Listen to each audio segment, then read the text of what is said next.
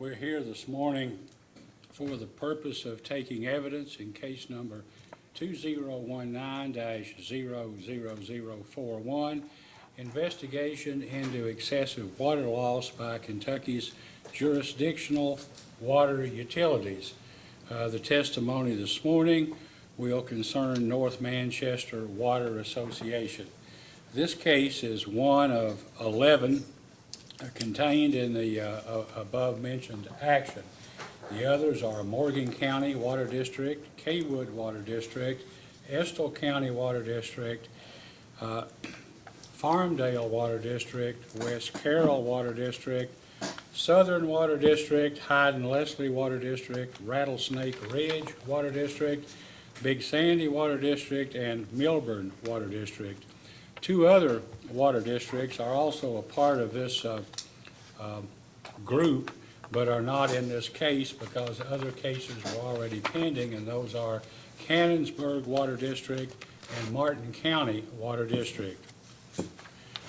In order to deal with these 11 combined cases, the Commission determined to basically hold 2 hearings per day.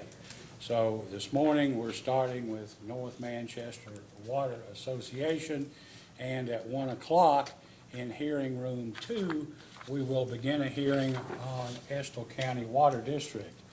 If this case has not completed by 1 o'clock, Vice Chairman Cicero will continue this case to its conclusion, and I will begin the Estill County Water District case in the other hearing room. We will plan to start this hearing in momentarily, and we'll continue to noon, and we'll break at noon for a 1-hour lunch. Yesterday, we had Morgan County Water District, and because their engineer was on the stand, it was 12:30, so we took another hour. This case is being recorded by video, and normally we have a log prepared, and Ms. Warfield, who was with us a moment ago, is responsible for that. But in these cases, we have instead employed court reporters. So our court reporter is here this morning, and we'll be taking a verbatim transcript, which together with the video will constitute the record, the official record in the case, and that transcript, when completed, will be available to the parties. Now, when we began this hearing, or when hearings were scheduled, it was envisioned that all of the hearings in this room, hearing room 1, would be streamed live over the internet, which has always been our practice.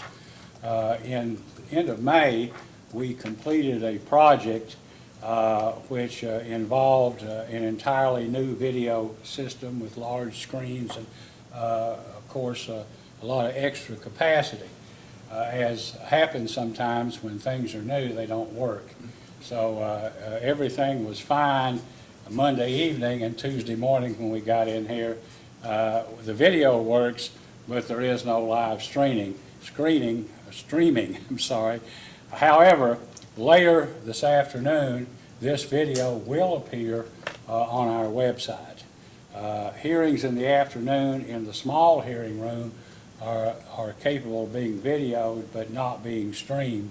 So if anyone cared to look at anything, any of the afternoon hearings, you'd have to go basically on our website late in the evening or the following day.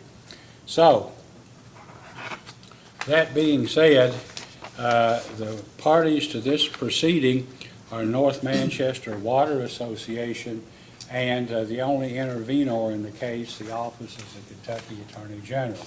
At this time, I would like to ask Mr. Shepard to stand, identify himself, his client, and the witnesses who will be with him here today. Yes, Your Honor. My name is Raleigh Shepard, and I represent North Manchester Water Association. We have with us today, Your Honor, Jerry Rice, the distribution manager. We have Ted Woods, the accountant, and a board member. We have Steve Davis, chairman of the board. We also have Mike Maggard, our engineer.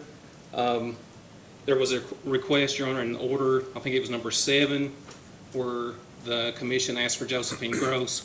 Ms. Gross has cancer and could not be here today, but we have a substitute board member for her, and it's Mr. Bobby Wolf. He's also here today. That'd be fine, thank you. Thank you, Your Honor. Thank you very much. Mr. McNeil. Your Honor, Joseph McNeil, on behalf of the Kentucky Attorney General's Office. And on behalf of staff? Andrew Bowker and John Rognus for commission staff. Thank you. Mr. Belker, I think that notice, I believe I checked on this the other day, notice of this hearing was given and I think it's filed in the record. Is Yes, that sir. correct? Is there any reason why we shouldn't go ahead and proceed with taking testimony at this No, time? The order of the testimony, because this is an investigatory hearing as opposed to a rate case or any kind of contested proceeding, will be that Mr. Bowker, on behalf of staff, will question first, followed by commissioners, and then Mr. McNeil for the Attorney General. And then, Mr. Shepherd, if you'd like to conduct a direct examination to fill in any gaps or explain anything, that'd be fine, but it's not necessary, so it's up to you. It's fine, Whatever Your you feel like. I have no ought to be objection to necessary. that procedure. That's fine. The only other thing is that I guess Mr. Bowker has, I assume, made a decision as to what witnesses he'd like to hear from first. And if, when he identifies them, if you would be kind enough to ask your witness to come to the stand, I will swear the witness in. And if you could ask the preliminary questions of name, what he does, that kind of thing, to set up his examination, it'd be appreciated. Yes, Your Okay? Honor. Thank Yes, you. Your Honor. Mr. Bowker, you ready? Yes, sir. We'd like Jerry Rice first, please.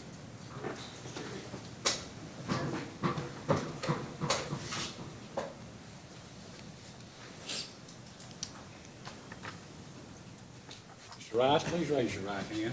Do you solemnly swear or affirm under penalty of perjury that the testimony you're about to give will be the truth, the whole truth, and nothing but the truth?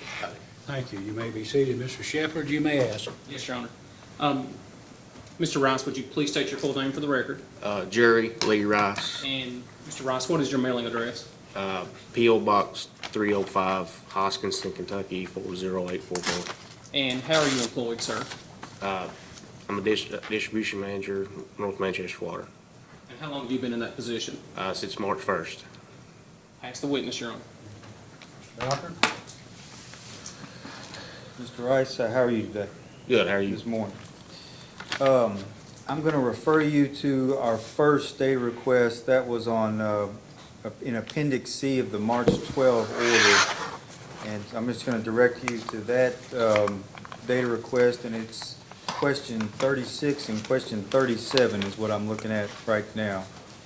Question 36 and 37 are regarding the theft of water service. I'll give you a second to find that. Okay, got it. Okay. Can you explain, sir, the various ways theft of service would be detected?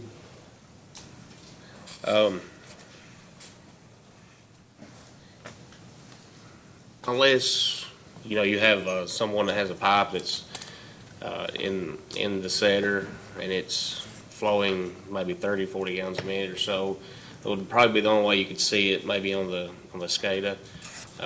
But if, most of the time when we do a disconnect, we go back and check those regularly, and so that's how we deal with that. Okay, is there no written policy or written procedure for dealing with water theft? Not that I'm aware of.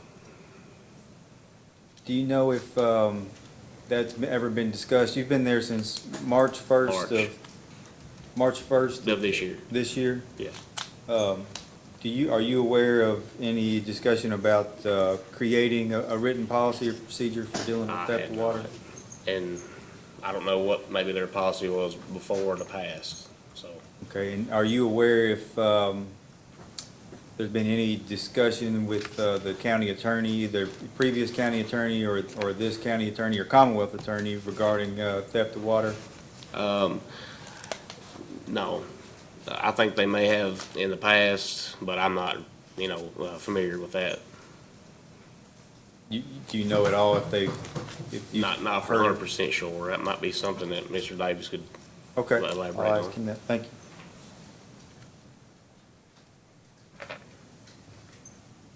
So since you've been there, there's been no cases of theft? Since I've been there, we had one case of theft. We actually had to go out and we took the whole system out of the ground, but that's the only one. And we didn't refer it to the county attorney or anything. You did not refer? Oh, You did not refer? we did not. And there was a decision that was based on, Well, we felt like maybe, if they ever wanted to hook back up, we could charge them, the full price of the parts and stuff they damaged. And plus we could run it by the board about maybe charging another tap fee, which is $1,033. but again, there was no specific plan, it was, I mean, I don't think we have, that I've seen like a written policy about it or anything.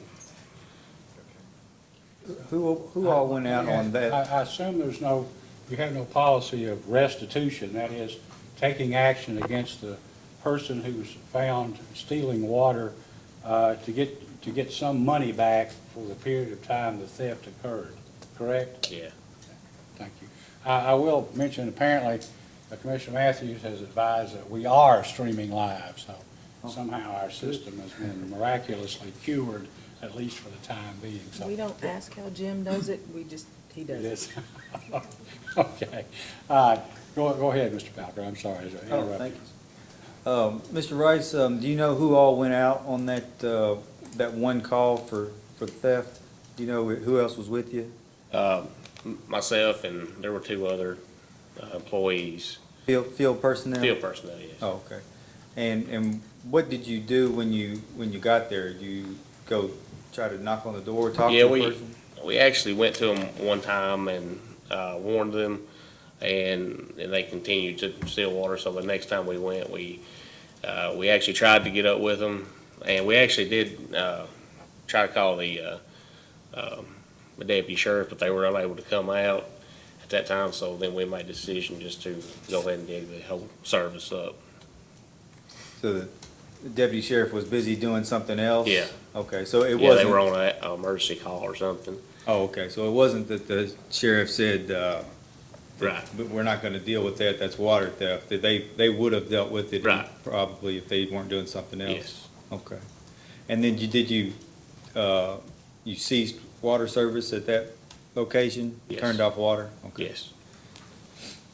And that's just as easy as what? What's the process you do for turning off the water? Well, we actually dug the service up out of the ground and put a corp stop on the service line itself.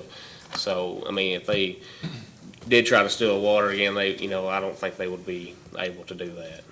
Is this a topic that you'd be interested in bringing up at a future board meeting? Sure, it would be. I mean, Have you been attending those? I've attended a couple. Okay. So did the board, did they ask for your input at any of the meetings? I don't recall that. But you're not opposed to bringing that No, topic up? no, not at all. Okay. And you think you'd be heard on that if you did bring it up? Absolutely, absolutely. Okay. Okay, and I hate to jump around on you, but I'm gonna direct you now, to that same data request, from the March 12th original order in Appendix C. I'm now gonna direct you to question 30. Question 30, and I'll give you a second to get there. Question 30 requests that the utility provide a list of management's 5 most critical projects. So we were asking that question of management, not of, we weren't asking the county judge executive, we weren't asking the board. That was in your opinion, your 5 most critical projects. And then you all listed, number 1 was install control valves. Number 2 was replace all AC and galvanized lines. Number 3 was install AMR system. Number 4 was upgrade billing system. And number 5 was install leak detection meters throughout the system. Can you have you found it there? Yeah. Okay. Can you discuss the purpose of and what is involved for each of these projects, if you don't mind, please? So I'll start with number 1 here, the solenoid valve to isolate the tanks. As of right now, we're having to come in the middle of the night and to isolate the system off. We have 3 tanks, and they all kind of work together. When the pump's running, all 3 tanks fill at the same time. So that was something we discussed and come up with to add to the telemetry system where we could, if we wanted to isolate them at any certain time, we wouldn't have to come in at like nighttime or anything. We just get on the telemetry and just hit a button, to isolate. And, of course, number 2 will be replace all the AC and galvanized lines in the system, which is an issue. And I apologize my ignorance, but what does AC stand for? Asbestos concrete or asbestos cement pipe. And do you know how much of that you got in the ground? Not right off the top of my head, but it's quite a bit. Okay. I'm sorry, go ahead. And number 3 was radio read meters. That's that's something that could save us time. That would help us tremendously. We could spend more time doing other things. Because as of right now, it kind of takes us, up to 5-6 days to manually read the meters. And billing system upgrade, where we can take payments over the phone, credit card, things of that nature. And of course, install the leak detect meters throughout the system is very critical. Have you discussed with the board about trying to put a business plan together for each of these projects? Yeah, we've had discussions. I think those are some of the projects that, when we get some funding, those are some of the projects that are in that. We're actually, the billing system upgrade is getting ready to happen in the next, I don't know, couple of weeks or so. Which one, I'm sorry? The number 4, the billing system Oh, okay. upgrade. So you all have discussed that one? Yeah. Do you have a timeline for completing either number 4 or has a timeline been discussed for any of these 5 projects as far as when it should be completed? Or first steps even? Yeah, those are, Mr. Maggart, of course, we're working with securing some funding, but I'm not sure about the timeline. I don't know that once we, some of the things are held up because of the audits, and so. Well, since you brought up the audits, what is the status of the audits at this time, the 2017 audit? It has been completed. It has been The completed? 2017 has. Okay, and that was done just recently? Yeah. Let me turn to my,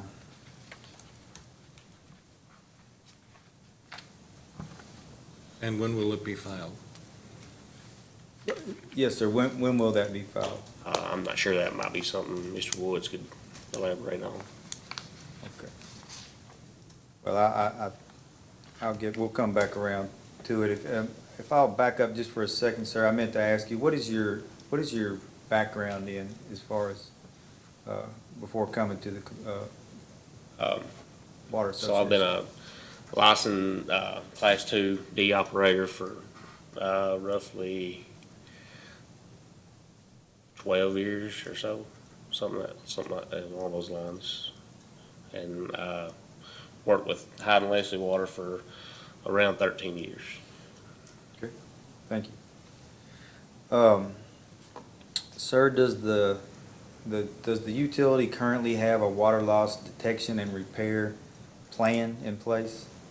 Yeah, there was one filed on this response that when I started, that I had implemented into the O&M manual. And are any of these 5 projects part of that water loss and detection plan? Do they coincide at all? Maybe the AMR reading meter readers and the leak detect meters. Those would I be think part, we're on the top of my head. I'd have to look at it. those would be part of that plan? Yeah. And let's see, let me.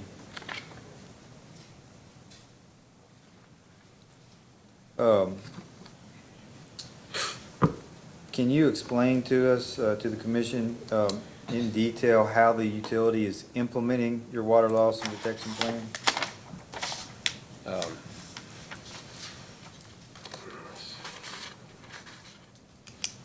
What's the first step to do for that?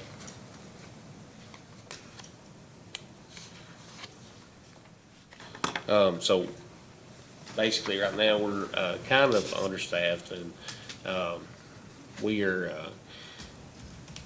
starting to come in at night a couple times a month. That was the first step. You know, when I took over, that was water loss was the biggest issue. So that was one things, and we are actually changing out a lot of the meters. We're budgeting for like $2,000 a month right now, and that could change. And because we think some of the meters we're testing are registering 0 on like low flow and failing on the meter test. So that's a big part of it too, is changing out some of the meters.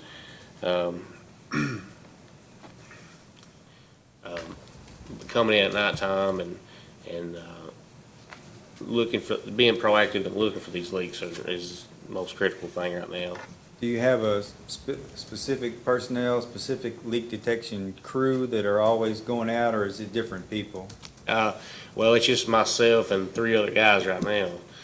So we kind of take time about maybe 2 come in, you know, this week and 2 the next time. But I'm always with them too. So How many hours of the day of the work day do you think is spent in leak detection, prevention, and repair? well, it just depends. I mean, with only 4 of us there, we got around 2,000 customers. You know, we got other duties, you know, meter taps and things like that. So, we do have 2 listening devices in each truck, or 1 per truck. I don't know what would be the ballpark hours wise per week, but we do it quite often. You just give us an approximation. Per week, Yes, yes. I don't know, maybe 20 hours or so a week, maybe. I don't, just ballpark. Can you walk us through a typical day that you spent with your field personnel? What a typical day is like for you all? Just An ordinary boring day, not one where something's you know. okay, so, you know, we all get there in the morning, we arrive at 8. Usually if we check, you know, because we close at 4, we usually check voicemails, see if we had any calls for like maybe low pressure, things like that, or then if we have, you know, any service orders that need to be completed, we do those. And we're actually, we got, usually if we're not got a whole lot going on, we're actually doing going around to every single meter in the system with our listening device and listening on each meter.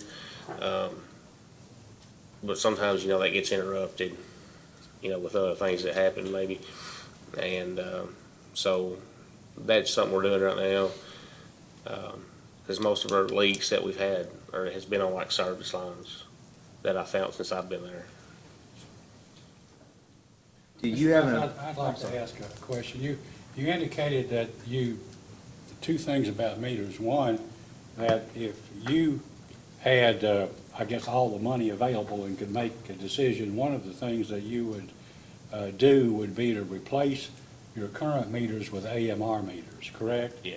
Does the system have any AMR meters now? No, So they're all manual read? manual reads, How often are the meters read? Every monthly or Monthly. every other month or? monthly. Okay, and are the meters, I assume that some of the meters, maybe all the meters have some age on them. Would that be, with respect to, say, 10 years old, are most of them over 10? They got some age, I'm not sure about that, without looking at some data, but we have changed that. I think they started this in maybe last year with the previous operator. I think we changed 390 up to the point of the order, and then we've changed maybe 60 since then or so we changed over 400. And we're changing them to the Badger Model 25, and the reason why we're doing that is because if we do go to the AMR system, all we'd have to do is just change out, the top of the meter and not the whole body. So that would maybe save some money. Are any of your older meters being tested to see if they're, usually, I mean, what we've seen here, I don't know a lot about meters myself, other than when they seems like they have been tested, they all run slow, and so you're losing 10, 12% Absolutely. of water loss. In effect, the customer gets the water, but he's paying 10 or 12% less than the bill would be, and it always, people say, well, we don't have money for the meters, but that'll pay for itself, Absolutely. and then some, Yeah. if you can get the money to put Yeah, them in. Well, what I found, when we get those meters monthly, through a vendor, he brings them. When we change out the 30 we bring in, we test them, and of course, if they're good, we tag them, put them back on the shelf. But there is a brand that I'm actually, even if it does test good, because I've had so many that fail on low flow, that we're just scrapping those. You have many meters that basically don't read at all, that always just read zero or the minimum, and so then you've got to figure out a way to bill the customer. Yeah, when I first started, that was one of the first things I did was, I made, the office manager pull up all the zero accounts we had, and we actually went out and checked those meters. What we have a lot of people who, would just turn their meter off, like they go to Florida for the winter and things like that. Renters who have, several rent houses that's not being used or whatever, a lot of them are zero, but we have actually went out and checked all those meters to make sure that they are working. Well, have you found some that aren't? Yes, we have Sometimes we changed find some. systems and they say, Yeah, we well, have changed quite a few that have been stuck, that we change. what about inventory? A lot of districts, especially small water districts, have some difficulty in keeping sufficient inventory in terms of meters and parts and pumps and things. Has that been a problem for North Manchester, or? Not since I've been there. I've got Mr. Davis, they're fully supportive. If we need anything, he tells me to get whatever I need as far as parts, and we always keep the shelves. If we use, say, a High-Max, we order a High-Max back, or, so we're always keeping those things on the shelf. So anything we need, we pretty much have. Thank you. I'm sorry, Mr. Miller. I'm going to interrupt you. So, Oh, I'm sorry. you do go out and you check every meter every month for reading the meter and making certain that you're billing every customer. Yeah, and we also, we pull up inactive accounts, some of the accounts that maybe somebody's moved and we put locks on, we also check those too. Okay, so during that process, you've only found one person that was actually stealing. Since I've been there, yeah. It's actually pretty, when I worked for the other water company, it was a lot worse than this, and it's not been that bad. But does your group of four actually do repairs, or you're mostly meter reading and, Yeah, we do everything, so you do replacement of pipe, and do you have certain yes. days of the week that you're dedicated to that type of activity, or? Yeah, those things come first. If we have leaks, of course, those are priority number one. We put everything on the shelf till we get those leaks fixed, and because, we have, with the history of the water loss, those are priority things that we do first. So if you were to look at repairing leaks and doing normal routine maintenance or meter checking, what would the time split be? I'm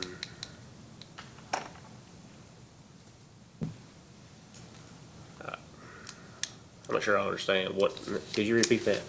Would you say you spend 50% of your time, 50% out replacing, repairing leaks, and 50% doing normal maintenance type activities like testing Yeah. meters or replacing meters? How- Yeah, how I would you say split it? that's probably 50/50? probably Six- I maybe mean, 60/40. 60/40? Maybe something like that. Go ahead, Mr. Mr. Rice, do you have and I apologize if this was already asked, is there a procedure and schedule that the utility has for testing its meters?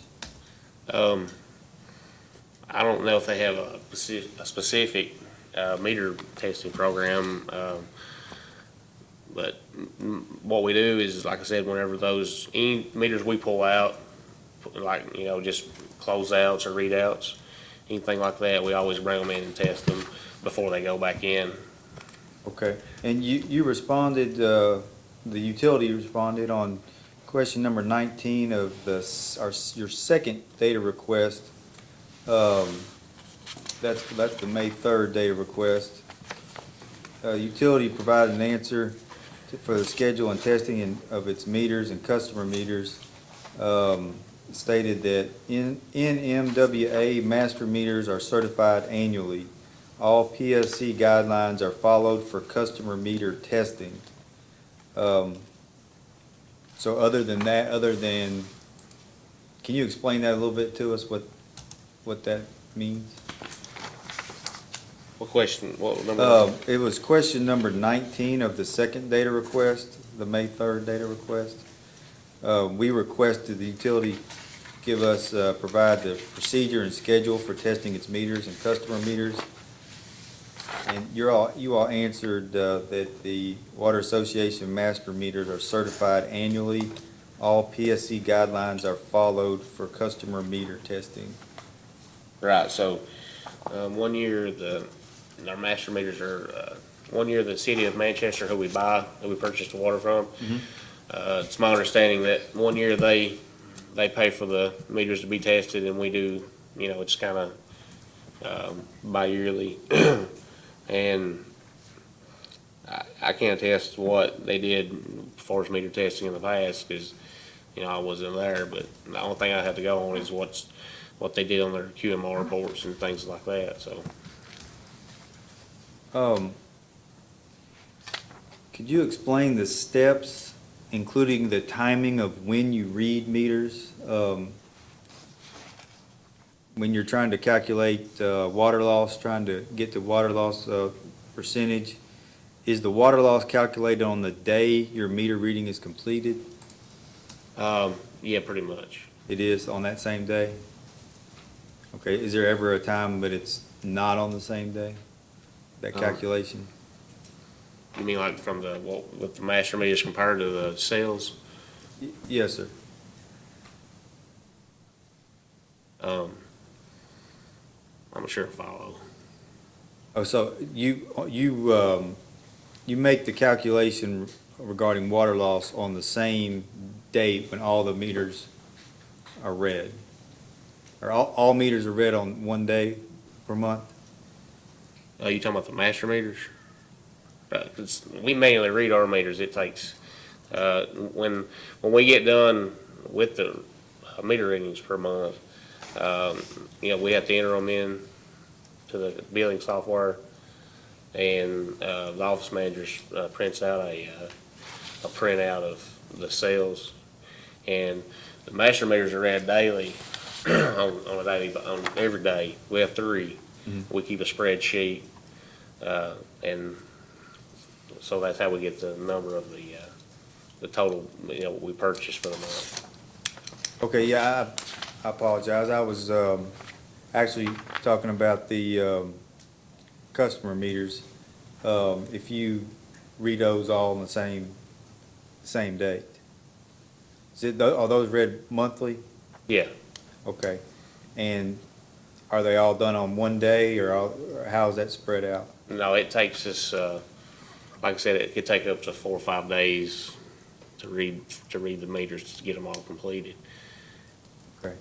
And then as soon as you get them all completed, at the end of that time, that's when you calculate water loss? Yeah, that's when we get, as soon as I get the printout of the, everything that's been in the bills are sent out, and we get the billing software spits out a printout of the total sales. Okay. Okay, thank you.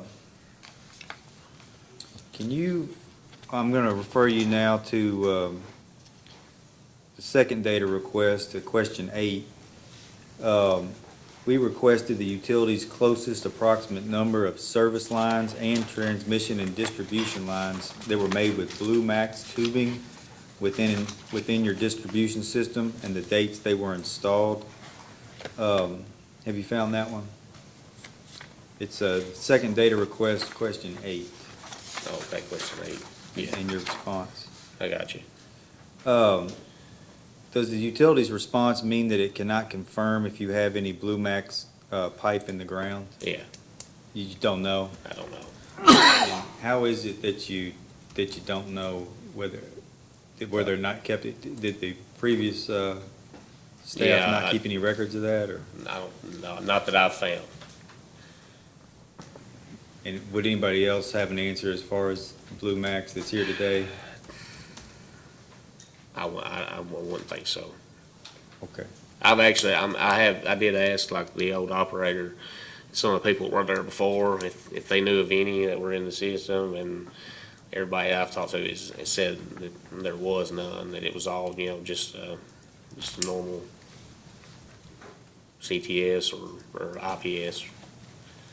Can you talk to us a little bit about your knowledge of the personnel turnover, as far as your take on what happened there, and about the records not being presently available? Yeah, so I think I'm the 4th or 5th distribution manager in the last, I don't know,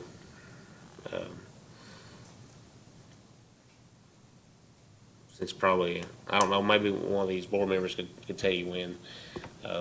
So, I don't, Mr. Burns, he was there for, I think, maybe 2 years or so. And if I may have may have not heard, but how long have you been there I've been there since March 1st. this year? Yeah. Okay. So do you know what happened to the missing records? I do not. Okay. And what can you explain what what can you give your opinion of why there's been so much personnel turnover as of late? Why so many people have left, in your opinion, if you know? I wouldn't be comfortable answering that because I really don't know. I mean, you hear different things, so that might be something you would ask one of the board members. And how many new folks do you have out of your workforce?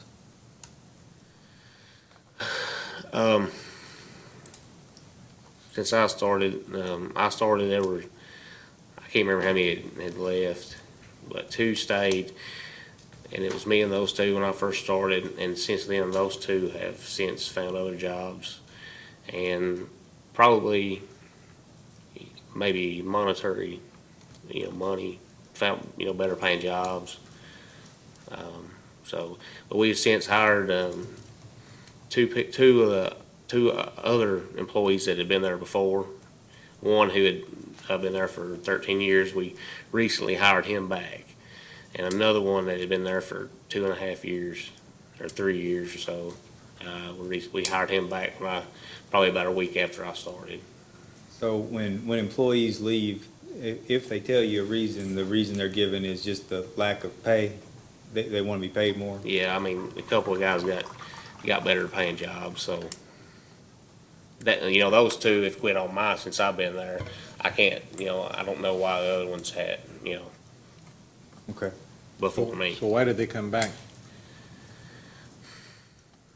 I don't know, just, Did you increase their pay, or did you? one of them did get a raise, and the other one started back, what he was making before. I just basically went to them and, you know, and asked them if they would, they would be a great asset to me, because, you know, their knowledge of the system. I was just curious. Yeah. They left for the greener grass, and I wonder what made them come back. Those two that were hired back, I don't know, I don't think that was why they left. Sir, I'm now going to direct you to the first data request, the March 12 order, Appendix C data request. Question number 35.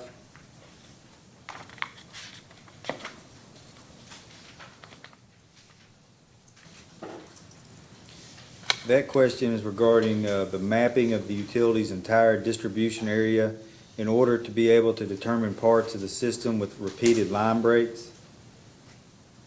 You see that? Yeah. In your experience and to the extent you're familiar with the utilities lines, what is the source of most of the leaks within the system? Are they service lines or mains? Yeah, since I've been there, only mains we have fixed are, because of, contractors. We had a couple, the state actually busted one, and we had another guy who didn't call us or call 811. He busted a 6-inch. But mostly the leaks that we're finding by looking have been on service lines. Been on Service service line lines. leaks. Do you know where the utilities, where the biggest leaks are located? Yes. I'm pretty positive, yeah. You- I mean, I know the area. We just had recently fixed, 2 leaks that we had been looking for. We isolated, probably about 3 to 4 weeks ago. We finally, we had a valve that wasn't working properly. We were using a leak detector meter that we had at one of our tank pits. We thought we had it isolated to a certain area, but come to find out, one of our valves that we had shut off to better isolate it was actually was leaking through and pressurizing the leak. That kind of threw us off. We were looking at the wrong spot, because that valve wasn't properly shutting off. And we, actually was talking to a homeowner who said he had been having low pressure. And so we checked the pressure. He had approximately 35 pounds at the meter. So we go across the road, and this is a side road off of our main 421, which has an 8-inch trunk line. And so we went to a meter across the road and checked it, and it was approximately 95 to 100. So we knew we had a problem in that area. And actually, a guy bought a house. This house had been empty for quite some time. So when he bought the place, he had real low pressure. So then we kind of put 2 and 2 together and started looking in that area. And actually, when we fixed the leak, we actually put 50 extra pounds of pressure on those lines. So that was the leak we had identified. That was approximately, between the 2 of them, there were actually 2 leaks on the line, probably around 60 to 70 gallons per minute.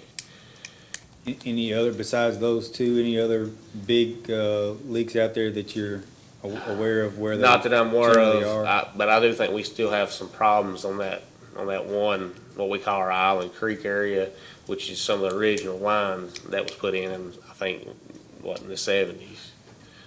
So I think that's where the bulk of the problem is, because once we isolate our system, we can get on our SCADA, and we got the customer breakdown for each tank when we isolate, and we got the demand down where it's pretty accurate on the tank drawdown. So, and those tanks are pretty much right on par with where they should be, according to the calculations that we have. So we think we have it isolated down you know, where most of the problem lies with the water loss. Thank you. Have you or has the utility tried to seek outside help in detecting leaks? Kentucky Rural Water? Kentucky Rural Water, I've worked several times with Mr. Danny Stinson since I've been there. Because he had worked with them before, and he had a little bit of knowledge, well, quite a bit of knowledge of the system. What kind of assistance did Rural Water provide to you? Did they either let you borrow some equipment or show you some procedures to do? Yeah, they came in, Danny came in and actually went out with us one night. And he has a couple listening devices. Of course, you know, he'll help us with procedures and all those things. But mostly the stuff that we had been doing anyway, and, you know, but he was just there for, just to help. Anyone else from Kentucky Water come out, Rural Water, other than Mr. Stinson? We've had Mr. Jason Pennell. He's been out several times, but those are pretty much for just helping me with getting acclimated to the management side of things, like, you know, just regs and all those things that you know you might miss or whatever. So they've been pretty good in helping us. As far as leak detection, how often has Mr. Stinson come down to help out? How often do you see him? I've seen him twice. I think he's been down 3 times, but twice he was down for helping us with leak detection. Other than Kentucky Rural Water Association, is there any other outside entity that you all have hooked up with to try to fix the water loss issue? Not since I've been there. Do you know if any prior, before you got there? No, not to my knowledge, I don't. Okay. Let me ask a question. I know your sole source of water is City of Manchester. Yes. Do you have any kind of working arrangement with the City of Manchester utilities in terms of, you know, maybe loaning equipment or helping out or giving you advice on how to, you know, if you need assistance or need a truck or something? Yeah. We do have a relationship with those guys. If we need a part, or I think they've helped before in the past. If they need something, they got an excavator I think they might have used before. So I mean, we do work together with those guys. We have no problem with that. And they've been helpful too. I mean, you've got a good working relationship Yes, with them, absolutely. correct? Yes. Okay. I'm gonna direct you now, sir, to the utilities response to the second data request, the May 3rd data request. Question 7A states, provide the following system information in a formatted and tabulated Excel spreadsheet for each applicable asset. And we ask for transmission and distribution lines, provide the diameter, size, and then we ask for length in miles, type of material, and average age of the lines. And then we say, when PVC is used, provide the specific type of PVC used. Water Association answered C, Exhibit E, but Exhibit E is missing the length in miles. Do you know what the length in miles is for the transmission and distribution lines? So I think maybe this, the number, I think this number, like where it says number, I think that may be miles. But I do have a sheet, I don't know, in my O&M manual that shows the actual footage and miles. If we ask you in a post-hearing data request, which is just a data request after this hearing, could you provide that information to us? Yes. And we're looking for the length in miles for the transmission and the distribution lines. Yeah, I think we made a boo-boo here, actually, I think, because this is not what I have on my O&M manual. Okay. But I do think that is miles on that, where it says number. I think we just made a mistake. Okay, But we can get that information. okay, thank you. All right, I'm gonna direct you now to question number 12 of the first data request. March 12 order, Appendix C. We requested, the PSC requested that the utility provide copies of each work order generated to investigate leaks reported by customers of the utility from September 1, 2018 to the date of the issuance of that March 12 order. The Water Association answered, copies of each work order generated to investigate leaks reported by customers of the utility from September 1, 2018 to the date of the issuance of the order are attached as Exhibit E, but then looking at Exhibit E, there are only records for November 2018, January 2018, and February 2019. Were those all of the work orders generated by the Water Association to investigate leaks? Yeah, so I went, me and the office manager, so we went through all the work orders that we had, and, you know, this is what we could come up with. So is it possible that you're missing some records there, or do you think that's the full amount? I mean, it's possible, but I don't, like I said, I don't know. Could those be part of the other missing records that aren't available? Possibly. But to your knowledge, that's And it the, could be that maybe a customer called in and they just didn't, generate a work order. okay, can you tell us a little bit about the process of what you tell your field personnel as far as how they're supposed to do the work order? How they're supposed to generate it? So usually if they you do get a call, that is required, to generate a work order. And of course, we proceed to, find out where the work order is and we'll send a service guy out to investigate. And then he'll fill out the necessary paperwork, and then bring it back either to me or the office manager. Okay, so that's the procedure. Yeah. Do your field personnel, do they usually follow that? Yeah, yes. You ever had to get on anybody? These were done before I started, so I don't know what their procedure was before then. So you've never had to sort of get on somebody as far as not generating a work order? Not really. Not since you've been? Maybe maybe missing some, they might forget every now and then to fill out, because if we fix a leak or something, I have a specific work order that I have them fill out with their parts that they use and things like that, so we can kind of get if we can go back and do like a dollar estimate or how much it may have cost, the utility to fix that leak. So that's what I have for them. Plus, they do get a generated work order from the billing software too, from our billing system. Okay. If I may have just a moment, Your Honor, I'm going to ask my colleague here what questions I missed.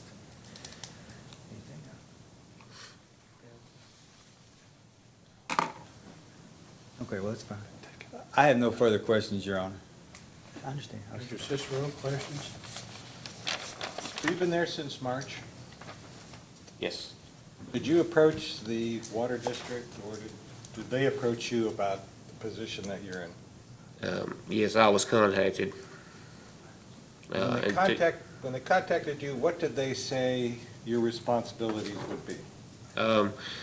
To oversee the field and the day-to-day operations for in MOR reports, everything that's required for PSC plus, divisional waters. You have all outside operations. Yes. Who handles the inside? His name is Lonnie Hensley. He's the office manager. When they approached you, did they say, we need you to do certain responsibilities, but we have a problem with water loss and we want to see what you can do to improve it? Or did they just say, these are going to be your responsibilities? And Yes, when I went to the interview, that was one of the biggest things we discussed was trying to help them get the water loss down, and to be oversee the operations from day to day, and be kind of a supervisor for the guys. when they say the water loss is one of the biggest problems they have, did they ask you what you were going to do what you could do or what your ideas were to improve the water loss? Yeah, we discussed some of those things that were stated in here, like, one of the main things when I came in was, you know, if they had any plans for, like, replacing, you know, lines and things like that. Plus, this system is it's different from what I've used to. There's a lot of loops in the system, which is a good thing, you know, in certain cases. But I'm used to doing like tank drawdowns every single night where I used to work, and we could look at a tank drawdown and could tell right away where the most of our problem lied. So in this system, you kind of have to, like I said, you have to come out at night and isolate it that way when the pumps are not running. So So- did they ask you to come up with some kind of a plan that says, here's how I'm going to address it, or did they give you a period of Not time? not specifically. We just kind of conjointly discuss what needs to be done. They understand what needs to be done. They know, you know, they're completely, you know, on board with everything that we need to do. You say they're on board with what needs to be done. I mean, the water loss problems have been going on for a long time, so I'm Well, wondering that's if there was true. something new. That's true, but a lot of these board members, you know, they are new too. So, you know, they understand the problem. Who do you report to? Usually the chairman, Mr. Davis. That's who your line in the organization goes to, is Mr. Davis? Yeah. Do you attend all the board meetings? I have attended all of them. Did they say that would be part of your responsibilities to attend board meetings? No, but, I mean, they didn't say it would, you know, I had to be there, but, you know, if something might, you know, something that they need me to be there for, they'll tell me and I'll go. But, you know, they kind of left up to me if I go or not. When you go to the board meetings, do you have a specific, I'm going to report on operations for the month, operations for the week, something specific? What exactly, when you go to a board meeting, do they expect to hear from you? Just mostly what the water loss is, maybe for the month, or leaks that, you know, we'd fixed, you know, things of that nature. In the improvement of water loss, have they directed you to come up with your plan and report on it on a monthly basis? Or is it just kind of, this is what we all know needs to be done and there's nothing specific? Basically, yeah. So doesn't that kind of seem to be like kind of being in quicksand where you never can go forward or backwards because nobody really knows which direction you're going? I don't really look at it that way. I mean, they had a lot of financial problems in the past. We're working with Mr. Merritt with the engineering firm, you know, trying to get the funding. And so, I mean, a lot of these things, you know, they can't afford to do right now. So, I mean, until they secure some of those funds, I don't think, you know, a lot of those things won't be able to be going through. So how do you measure progress? How do you know if you're making progress? Well, all the leaks that we've been fixing, you know, we haven't seen much progress yet, honestly. But I know it's kind of early for you because. yeah, I mean, it takes time. but- It's going to take some time. And that was one of the things that I told them, you know, when I took over, it would, and they understand that it would take some time. Well, there's no money in the budget right now. So how do you implement any plan that you might come up with if there's, I mean, I've heard many times it will be addressed when the funds become available. Yeah, I'm sure. That's a very common saying that the commission has heard many times.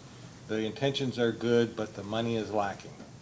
So how do you address a long-term problem without the financial wherewithal to do it? How do you address that? You know, it's tough. That would be tough. I'm not sure. What does the board tell you in order to convince you that progress can be made if there's never any money available?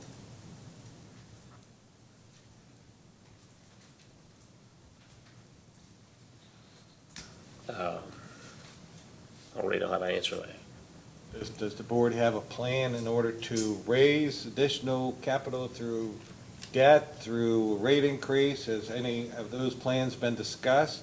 I mean, yeah, they, they are, discussing a rate increase. I think they filed an application, for a rate increase. And they are preparing one, or you said that they, Yeah, they have filed, an application for a rate increase.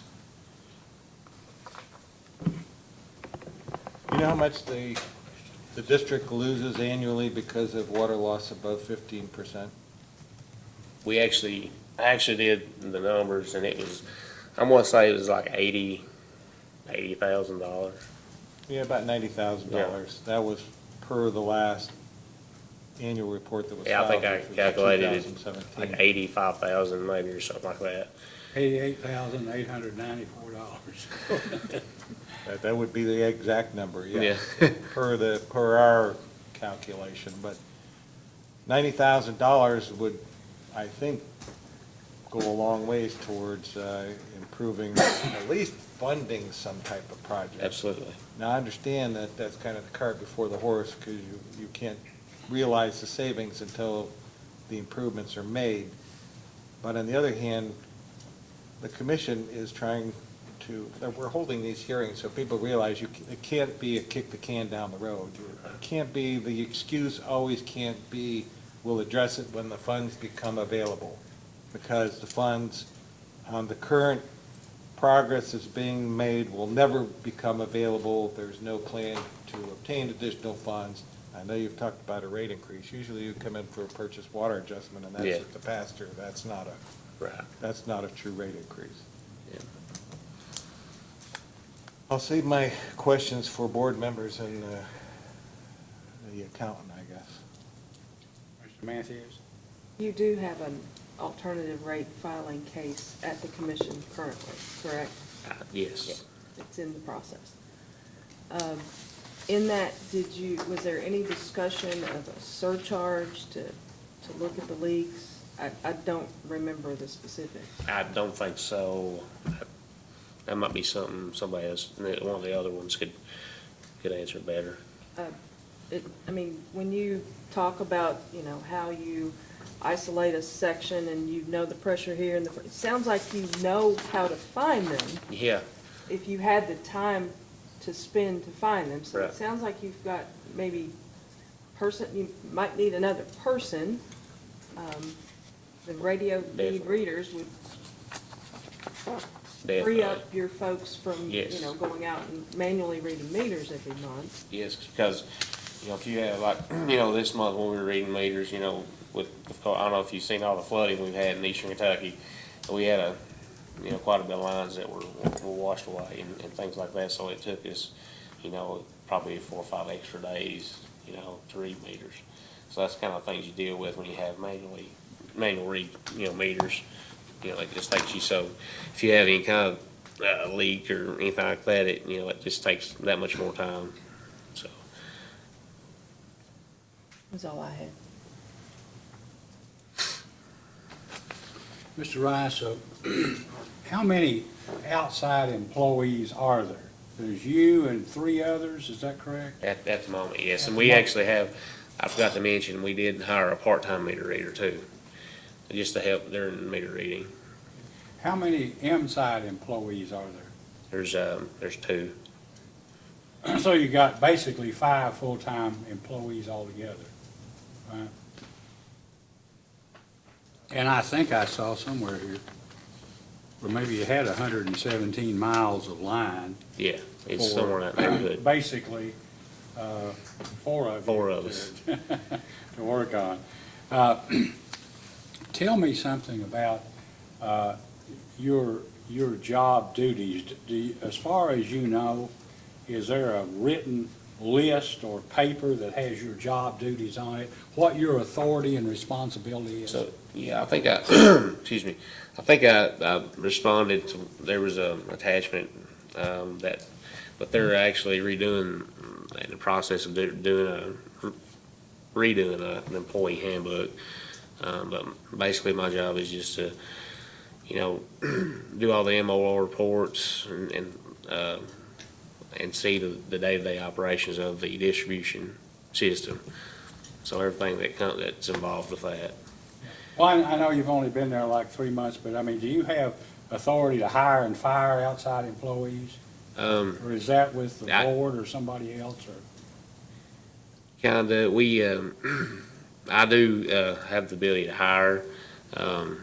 I guess you would say I could fire someone, but I would have to, kinda go through the board for that too. We would have to do that, In terms of, I know they talk about what the salaries of employees were, if somebody quit for more money.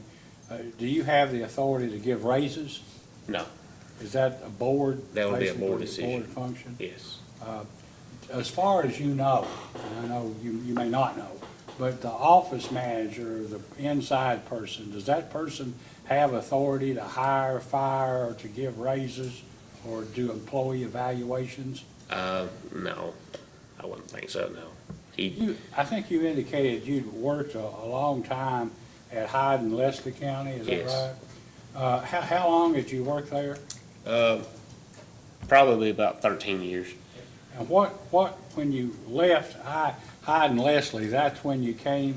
to Actually, North- no, I'd been left Hyde and Leslie for almost, probably 6 or 7 months. And what did you do in between? Basically nothing. Well, when you left, at the time you left Hyde and Leslie, what were you doing for Hyde and Leslie? I was just an operator, just meter reader. We basically the same thing, fix leaks. I just didn't have, I wasn't in a supervisor role. So basically just the operator duties. Did Hyde and Leslie have a general manager? Yes. Who was that? For the longest time, it was Lehman Howard. He was there for somewhere around 40 years, and then probably the last couple of years I worked there, it was L.J. Turner, he was the general manager at Knott County before he came. Before he came to? Yeah, and he's actually from Leslie County. He had worked there as a plant operator, treatment plant operator, and he moved on to Knott County where he became the general manager over there. Of course, Hyde and Leslie is one Yeah, I know. one of this group. Yes. And I ask you, just as a moment of, I guess this isn't really levity, but as far as we can tell, Hyde and Leslie hasn't had a rate increase since sometime before 1985, and we don't have a record to go Yeah. back before that. It's been a while for those guys. I have no further questions. Anything, Mr.? McNeil? Yeah, Chairman, just a few, thank you. Mr. Rice, good morning. Good morning. So, it's to question 5, it was Appendix C in PSC's March order, the first data request. North Manchester answered about certain steps taken for water loss prevention. Valves have been installed in strategic areas to help with leak protection.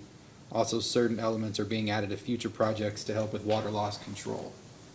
Could you just tell me, first of all, what certain elements are being added to future projects? Do you know the answer to that? Just what we talked about earlier, like the leak detection meters, things like that, and the solenoid control valves. That's what I was referring to. Have you seen any reduction so far that you can measure from the valves, from those? You talking with what now? Have you seen any measurable reduction in water loss from the installation of the valves or The from? valves were just, what I mean by that, those valves, when you have, the more valves you have in your distribution system, the better off you can isolate and find, where your flows are. So, that's that's the only thing that I could find, that they had done, maybe to help try to find more leaks. It was adding extra? Adding or valves. Replacing? Yes. Or both? Yeah, Okay. more adding than replacing. Adding to, Yes. okay.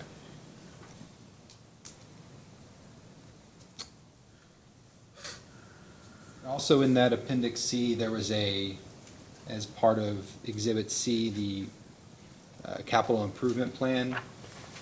The second page had short-term capital improvements, and some of the things you just talked about, the solenoid control valves, leak detection meters, change-out water meters, install gate valves, blow-offs. Can you tell me if those are all in process, are those partially implemented, or what the timeline is for?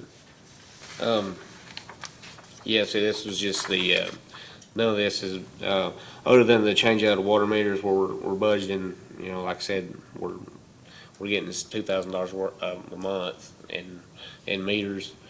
That's the only thing right now that is, being implemented. Okay.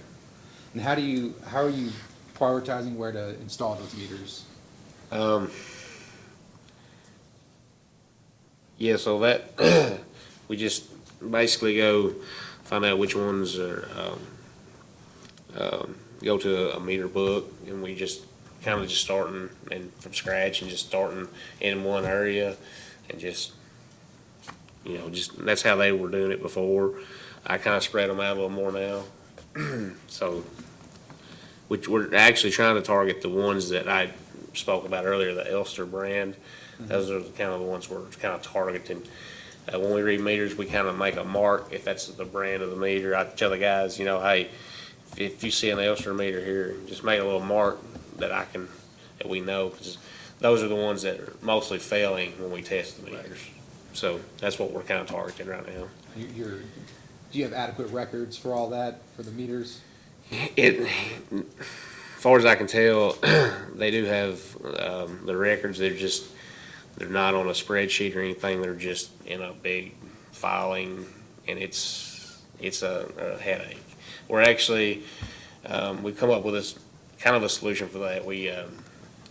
What I'm wanting to do is make a meter database for each customer and put their hopefully maybe when we upgrade our billing software, it'll have spots for that where we can put that in their customer profile when their meter's been tested and the year and all that. So, but that's one of the things like I said, yeah, I just have these big files of meter test cards that they had done. So it's, you kind of have to it's, like I said, it's kind of a headache. Working your way through that? So you said you were understaffed. How many more employees would you need in operations to feel sufficiently staffed? I mean, we could always use someone, but we're managing right now. But I mean, if we did have some more one or two more employees, that would help us. As far as time, we could, have certain crews do this, or have a crew to do, maybe take care of it. If you have a leak, maybe send these two here, while three, look for leaks or whatever. Of course, most water companies, I'm sure, could say the same thing. They could use extra help, especially ones in eastern Kentucky. So.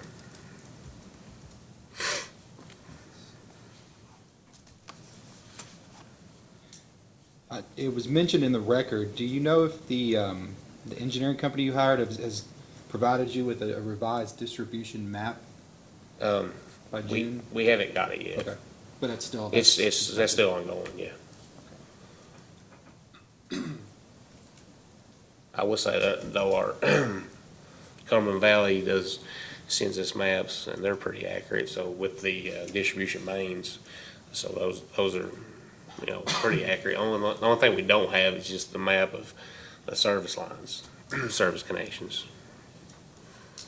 Do you go by as-built drawings, or how do you? Yeah, that's the only thing we have. So but it's not. It don't have the like the service lines actually mapped that I've seen.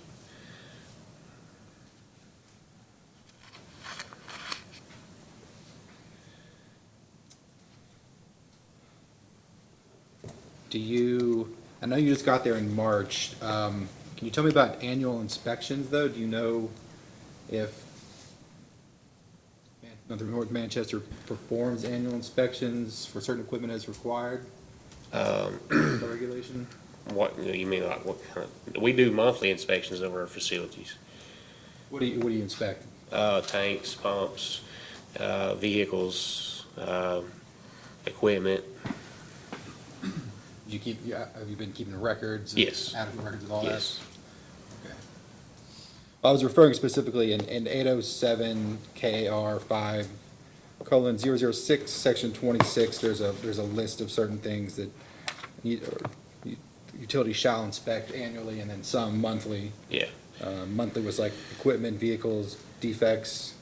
And Yes, then I think, annually, I think tanks are maybe annually, Right. but we do them monthly, because you just never know what, you might have something going on. So I think once a year, would be too far of a span. So we do them, I was used to doing them monthly when I worked at Hyden, so I just implemented that here, so we could keep, Are there records of those inspections before you got there?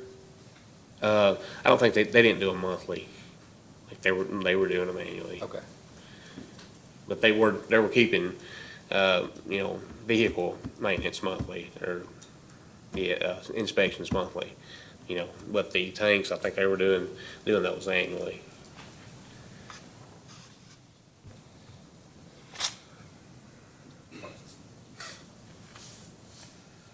That's all I have, Chairman.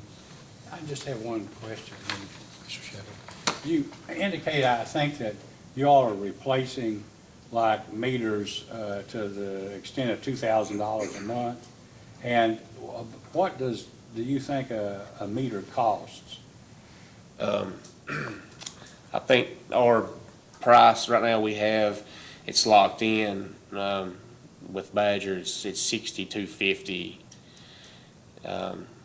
I think that's what it is. So how much is it? $62 $62 a and meter? Yes. So whatever $2,000 will buy in a month. Yeah, I think it's you get roughly around 32 to 33 meters. Meters per month? Per month, yeah. And that may go up. We were doing one month, they would buy $2,000 worth of the residential 3/4 by 5/8.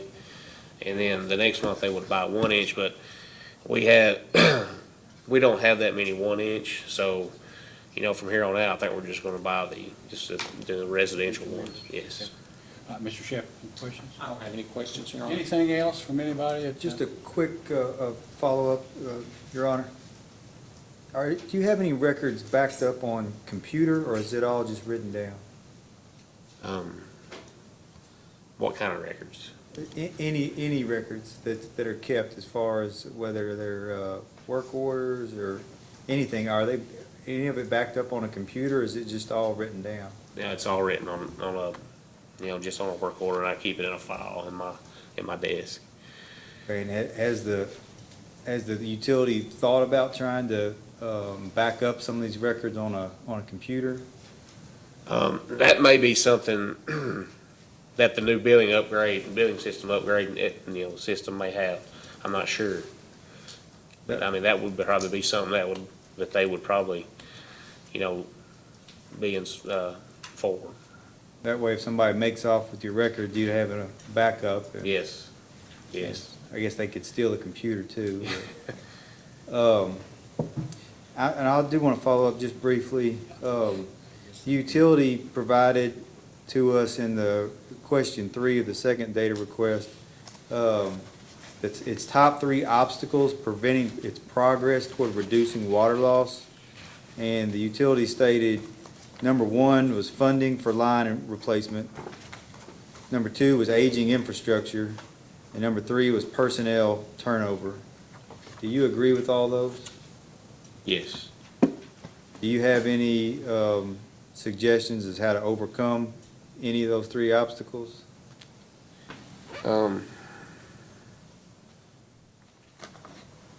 mean, not right off. Okay. My last question, I promise, is when you install service lines, are there any guidelines to where you place, is it close to the tap or closer to the road? Or is it closer to the person, to the closest to the meter? So what we do is, we'll go 50 foot is the max we'll go when we make a tap. You know, that's what we will do, 50 foot of service.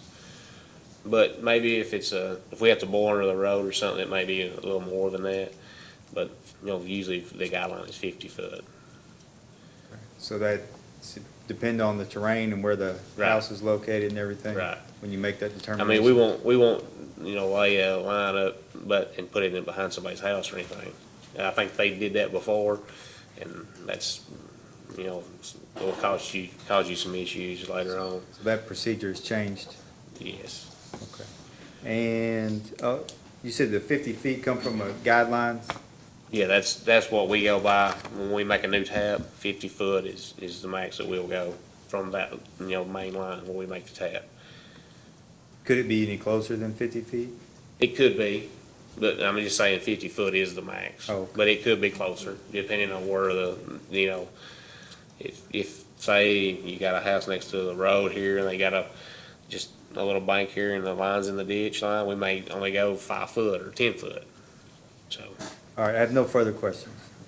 Mr. Cicero? Just one last comment. On the records that are kept in the file drawer, one of all the meters that you said, they're just kept as written documents.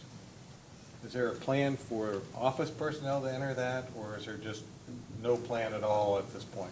yeah, me and the office manager we come up with a thing where we make a spreadsheet for each customer for that, but it'll take some time. I would suggest that you go out and hire a summer high school student Yes. or a college student that is looking to make $10 an hour and have them enter it, and you'd be all done within a matter of a Absolutely. couple of months. It will take some time if we do it in-house, it will take some time. But that's something that needs to be done because it's, like I said, it's almost more than you can handle. I just know that if you hire a high school or college student that's looking for something to do, they'll be really good on a computer, and they'll Right. probably enter it about 10 That's times a- that's a faster good than somebody recommendation. who's not. May I, Your Honor? Yes, you may. Mr. Rice, on question 30, on our first set of answers, the 5 most critical projects, Yes. number 1, solenoid control valves to isolate tanks. Do you know how much that would cost? Not right off, but probably ballpark, probably somewhere around, the valve is probably somewhere around $10,000. And it would cost you probably somewhere around that same amount, maybe a little more to have it implemented into your telemetry. So you'd have to have you would have to have an antenna and all that stuff, and it would have to be What about- upgraded. Okay, I'm sorry. What about to replace all the AC and the galvanized lines? How much would that cost? I'm not sure, it may be on that, the capital improvement sheet, it may be on there, but I wouldn't know about that. It just depends on what kind of, And do you have a ballpark figure on how much that would cost? I mean, would that be 10,000? Would that be hundreds of thousands? What would that, yes, hundreds of thousands, probably. what about to update to the AMR system for reading meters? Do you know how much that would Hundreds cost? of thousands. The billing system upgrade, I take it that probably wouldn't be, That is, I think we got a quote for somewhere around, I'm gonna say $2,000, is that what it was, somewhere around that neighborhood. That is getting ready to be done in the next probably week or so, or a what couple about weeks. installing the 2-inch leak detect meters throughout the system? Do you know what that would cost? Probably upwards in the ten thousands, probably somewhere in the neighborhood, because 2-inch meters usually cost you about $600. And I know Mr. Cicero asked you, and he said that, budget is not an excuse for these things, but basically that's the problem, Basically, is funding. basically. That's all, Your Honor. Well, really, because I know you're not a board member, but the money's here if somebody asks for it. Yeah. No further questions. May this witness be excused? Yes, sir, unless, I guess there could be some question that comes up that he may be able to answer, but if, so I Will Mr. hesitate Rice to. come with everybody else? Yes, Will he he be did, here? yes. You then? can Yeah, stay, Mr. I'll be Rice. here, yes. Oh, okay, Yes. well, you may step, thank you, Mr. Rice. Thank you. Thank you, Your Honor. Do you have another witness to call? Yes, sir, call Steve Davis, chairman of the board. Once we swear in Mr. Davis, why don't we take a 10-minute break or so, and then we'll come back. That's fine, Your Honor. Thank you. Thank you, buddy.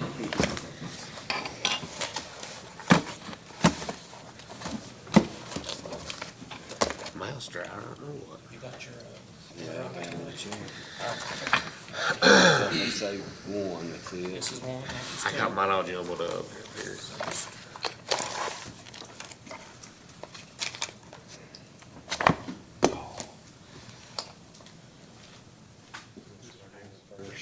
Oh, yeah, let me just swear you in, then we'll take a 10-minute break, okay? Please raise your right hand. Do you solemnly swear or affirm under penalty of perjury that the testimony you're about to give will be the truth, the whole truth, and nothing but the truth? Yes, sir. Thank you. We'll now be in recess until 20 minutes until 11 o'clock. On the record, and Mr. Davis is on the stand. Please move forward if you wouldn't qualify your witness. Yes, Your Honor. Mr. Davis, would you please state your full name for the record? My full name is Oakley Stephen Davis. And Mr. Davis, what is your mailing address? 193 Isaiah Seth Lane, Manchester, Kentucky. And what is your position with North Manchester Water Association? Chairman of the board. And how long have you held that position? Right at a year and a half. And prior to that position, were you also employed by North Manchester Water Association? 1999 to 2004 I worked there, but I don't, What were your job duties at that point? I just a laborer, field op worker. I wasn't an operator, I was just a field worker. Ask the witness, Your Honor. Mr. Belker? How are you this morning? Hi, how are you? Doing well. Want to ask you first, and you've got your data request and responses up there? Yes, sir. Okay, I appreciate that. Y'all have been right on top of that. If you could please refer to the our first data request. It's question 19. We request the utility's procedure and schedule for testing its meters and customer meters, and request the number of meters that the utility has that are over 10 years old and the results of any tests for those meters. The utility stated that 43 meters are over 10 years old and that there are no records of these meters having been tested. Is that accurate?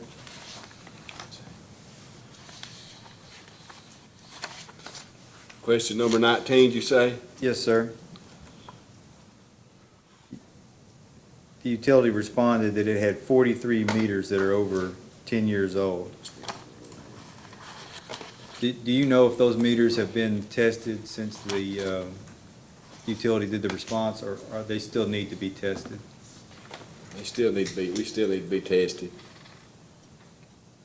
Does the utility have any record of those 43 meters as far as if they were ever tested? No, sir, we don't. Okay. How long has present management been managing the utility? I've been there about a year and a half as board chairman. Okay. It's all new management, all new board, all new employees. Can you explain what records that you all are missing and give us some background about why the records are missing? The best answer I can give you, sir, would be when we've got our audit back. Our CPA he's got the audit, our lawyer has a copy of the audit. As we took over this, we looked for certain paperwork and things that we knew should be done, and it wasn't there. I mean, we can't find, so we're in the process. We've been at it a year and a half. We're in the process of managing it the way it needs to be managed. We're trying to get it straightened up from previous management. So, I mean, there's a lot of missing things, they missing documents, it never was done correctly, is what I'm trying to say. They never did keep track records, paper records or nothing, they never did. It was just mismanaged all down the line over the years. Well, I thank you for that. There's mismanagement, but then there's also just the absolute absence, missing records, right? Aren't there just records that are just not there? Yes, sir. And do you know why they're not there? Yes, sir. Back in 2017, in November of 2017, I was on the board. I started asking questions, financial questions, things like that. The CPA we had, he would never present those documents at the board meetings. And never would give me an answer why.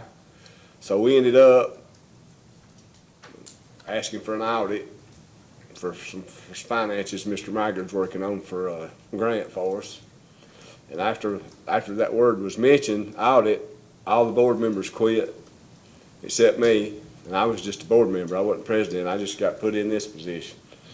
And I started from there, getting me a good board put together and trying to figure out what the problems was, finding the problems, trying to find solutions, and we're still in that process right now. But back to your question, we forwarded him a CPA, and he had all our documents. He done all our billing, he done all our everything. He done payroll, billing, all of it out of his office in Manchester. So we sent to get our records, and he had thrown them in bins, unprofessional, thrown them in bins, and you said, come get your junk. So we sent men in our company water trucks up there to pack that stuff and bring it down to the office, and it's sitting in bins down there. I had to call the Board of Accountancy on him to get her drive to get her billing schedule. That put us 3 months behind. So it's been a headache, the whole deal with that guy. But anyway, yes, I agree there's all kinds of things that's missing that should be there. But now we're in the process of trying to get this place straightened out. And I mean, Did the person you're talking about, did they have any other position at the utility, or was it just accountant? oh, he's president. He was CPA. He sent the bills out. He done it all. He was president? Yeah. Can I ask a question too? Mr. Davis, the person who was, who are we talking? Can you put a name to the person who was the former president? Who Charles was- Stivers. And he was also a CPA? And he was, did he have any other employment with North Manchester? No, sir. He was just the president over the board like I am. And he was the accountant, the CPA. Right. He done all the payroll, all the billing. Well, he got paid for that Oh, yeah, in he his got paid. capacity Oh, yeah, he got as a paid. CPA. Yeah, he got And I don't, I know, I guess when, He was on payroll. yeah, it would seem to me at least, that's probably a conflict of interest. But so he basically, how many years did he work there? And he was the president and also apparently ran the association. Estimating working, not the president part, the CPA, probably 25 years. The president, maybe 15 or 20, I don't know. Okay. I mean, I'm just ballpark, I don't really know. Now, and did he manage the employees too, or did somebody else? No, do he that? didn't manage the employees. He didn't manage the employees. The office manager and the field manager, just like we've got now, does the day-to-day Okay. operations. You had an office manager that took care of the paper, money coming in the office and getting it to the bank. And you had your field supervisor that took care of the outside, setting meters, fixing leaks and things like that. Okay. Well, when Mr. Stivers, I guess, he quit or resigned, and so did other, No, we fired Mr. you Stott. fired him, Yeah. okay. Well, was he still the president when he was fired as the CPA? Yeah, we have an annual meeting every year, and I won that seat, and he wasn't very happy about it. But anyway, we fired him. We fired him after that. Is he still in Manchester?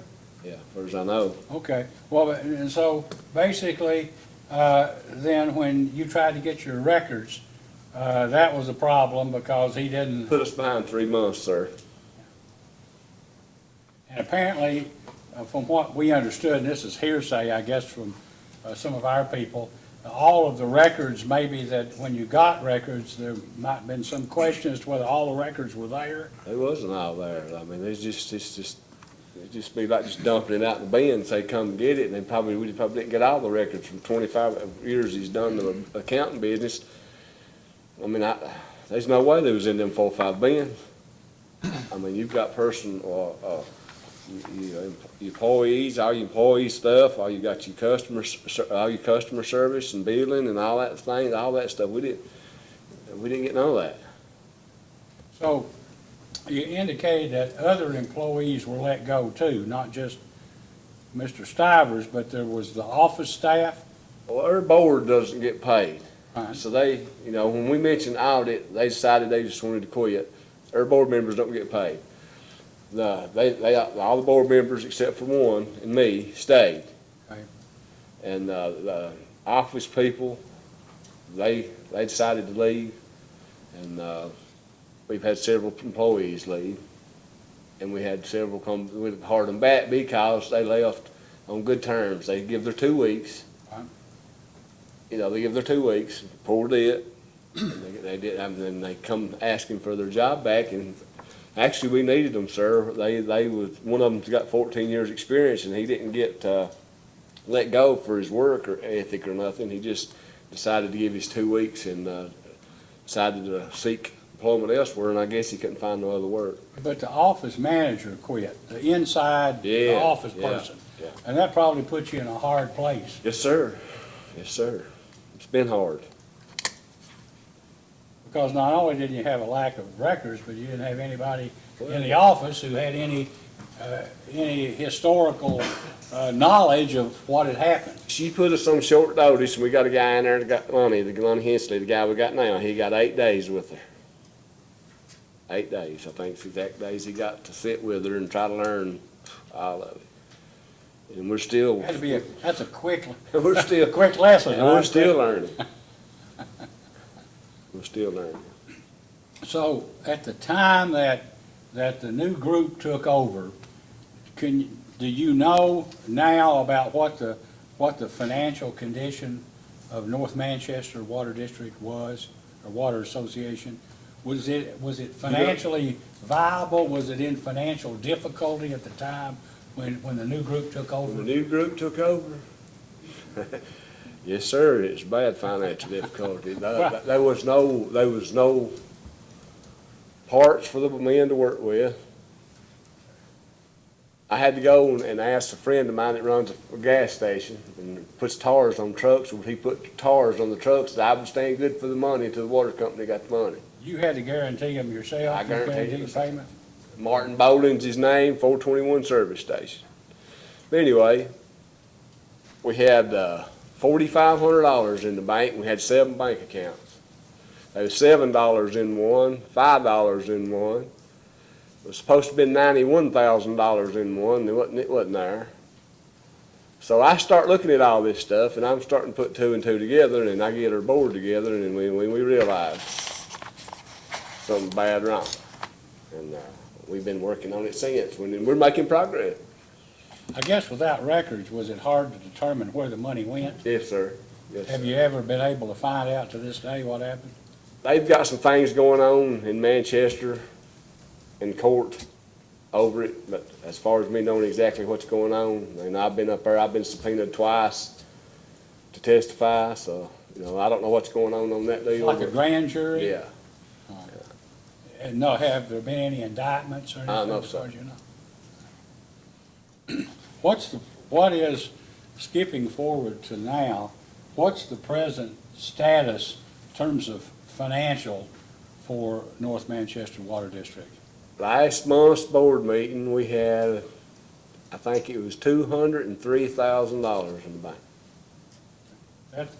That's a lot better than $7 Yes, sir. and 90 cents. Okay. So you're doing better. Yes, sir. You're pulling out. Yes, sir. And the reason that I ask is, and I don't know what the result of it was, but a couple of weeks ago, we had a meeting with one of our financial analysts, and a part of the problems was that you all didn't have records for the 2017 year, and they couldn't, the staff, under the alternative rate filing procedure, couldn't put together a package of money that we could give you because we didn't have records. Yes, sir. And I think he told us sometime after that maybe he'd spoken, if not maybe to you or your accountant or something, and maybe you were gonna withdraw it and refile or do something. He advised- Because you didn't have the audit done Right. and couldn't get us the Exactly. records. He called us, spoke specifically to me and Mr. Woods, and we decided, he said it would be in their best interest if, where they didn't have the, the financial statements and things that they needed to us where we had an audit, and then we've already we're starting a 2018 audit, to maybe take our rate increase and go with 2000, the new audit, the 2018. So that's what he advised And us. is that what you all gonna do? That's where we're gonna have a board meeting. We just meet once a month, and we're gonna try to discuss it when that's probably the route we'll be going. Well, if you do that, you need to get the things and refile. Yes, sir. And we'll work on it as quickly as we possibly can. Yes, sir. We're gonna do that. We'll do that at our next board meeting. Mr. Bowker? Thank you, sir. So this gentleman we're talking about, Mr. Stivers, do you know if he had a computer? Did he back up any of these files himself?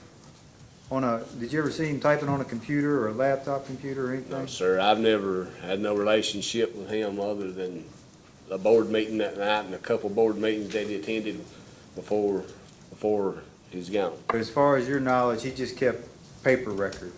Well, no, I'm sure he had, because after I had to call the board of accountants in on him, they said he brought a thumb drive down and turned it over to us, but that's like 3 months after we've been fighting over it, and we're 3 months behind on our bills, and it was a mess. So you were able to get some of those records back, Yeah, but not they all of still them? missing records. So there's still some missing? Yeah, they still missing And records. besides the court case that was mentioned, is there anything else that's being done to try to recover the records other than that case, or have y'all just let that court case do its own thing? As a board, we've not got no input in it. We're letting the city, the county, they're dealing with it in the court. Probably not against their paperwork and things like that. I don't know. Really don't know what I think they're looking in as funding, as a monetary issue instead of missing paperwork. Instead of trying to get your records back? Yeah. Okay, so other than that, you all are not attempting to get the records back any further? Well, I've not had no contact with him. It's probably useless to try to get it from him. Okay. Do you have any idea how much he might have embezzled? I don't want to sit here and insinuate nothing like that. I'm not saying the man embezzled. Is he being prosecuted for? No, he's been subpoenaed up there. I don't know what they're going on up there. I've not talked to the Commonwealth attorney. We don't have no dealings, and I know it's a small town, I know what's happening, but He's not being prosecuted because money was missing from, no, sir. all right. Fair Hadn't enough. been indicted. Hadn't been indicted, okay. They're just they're talking to several people, but nobody's been indicted. I mean, it's just that question. All right. Go ahead. What about we were told maybe there was a loan or something? Yes, sir. And that there was an issue about the county was on the KIA loan or something and not North Manchester, but you hadn't been, since January of 2018, you hadn't been able to make a payment. Can you describe that for us or tell us something about it? Yes, sir. As an association, you cannot have that money. You cannot apply for it. So somewhere or another back in 1994, the county and the administration at that time, somehow or another, the county signed for the money. North Manchester Water got some of it, and they would pay the payment on it. There's a lease agreement been signed, and when we finally got situated, got all of our paperwork back, we got to looking, we couldn't pay the loan. So I called KIA personally And I talked to Donna McNeil's, who I talked to. And I just told her, I said, we've got parts we need to buy, we got tires for trucks. I said, we gotta have all this stuff, we ain't gonna be able to pay this loan this month. I mean, I don't know how long, she said, well, how long is it gonna be if you can pay it? And I said, I don't really know, to be honest with you. So she come in, we went to fiscal court meeting, and we set up paying $3,000 a month. They made the county open an account, fiscal court open an account in their name, and we write a certified check, they have to sign for it, it goes in the bank, and KIA physically, they get it out themselves. That's how it's being paid now, but we've upped it from then to now, we're paying $5,000 a month, and we're putting the rest to make the $13,000 up in the reserve that was supposed to be there. So we are financially able to do it now, but KIA has advised us to put it $5,000 in the bank for they can draw out and put the other in the reserve, because we're supposed to have in the reserve that the $91,000 wasn't there at the time. So they want us to build that reserve back up, and my last record, I think we've got it built up to $35,000, I think, I'm not sure. So you're making your payments now, you're able to make the payments? Yes, sir, we're doing what KIA has asked us to do.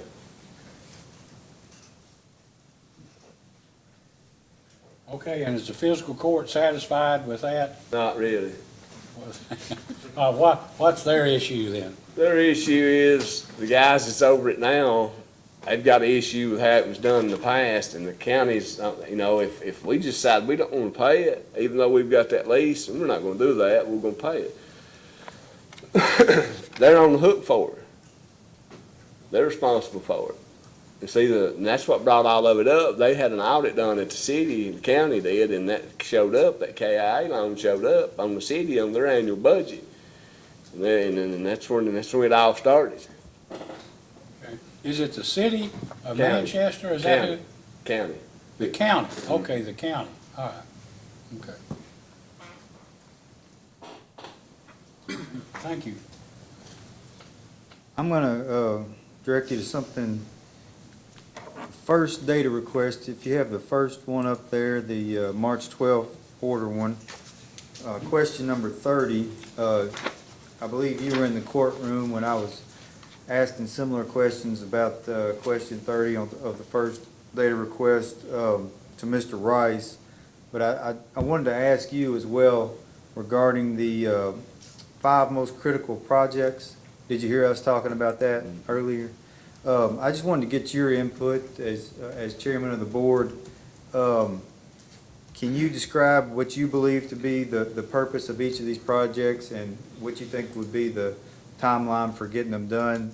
Those projects were number 1 was to install control valves. Number 2 was replace all AC and galvanized lines. Number 3 was install AMR system. Number 4 was upgrade the billing system. And number 5 was install leak detection meters throughout the system. Do you have any input as far as those? Well, first of all, do you agree with? Yes, sir. As far as the billing system, we voted, we paid the check, we sent the check in, they're coming in, we're going over that, we're installing that. The solenoid control valves is a lot of money. We've already talked about all these things he talked to you about. They're all very important issues we're going to have to address, but the monetary value on them is what the deal is right now. And I know I said we had $200,000 in the bank, but we've got to get these valves, the asbestos lines now. See, those things should have been done. See, that's my problem when I started researching North Manchester Water, is books and things, and grants and line replacement and all that. This stuff should have been done. This stuff should have been gone. It should have been replaced. It already should have been done, but now here we are, we're going to have to do it.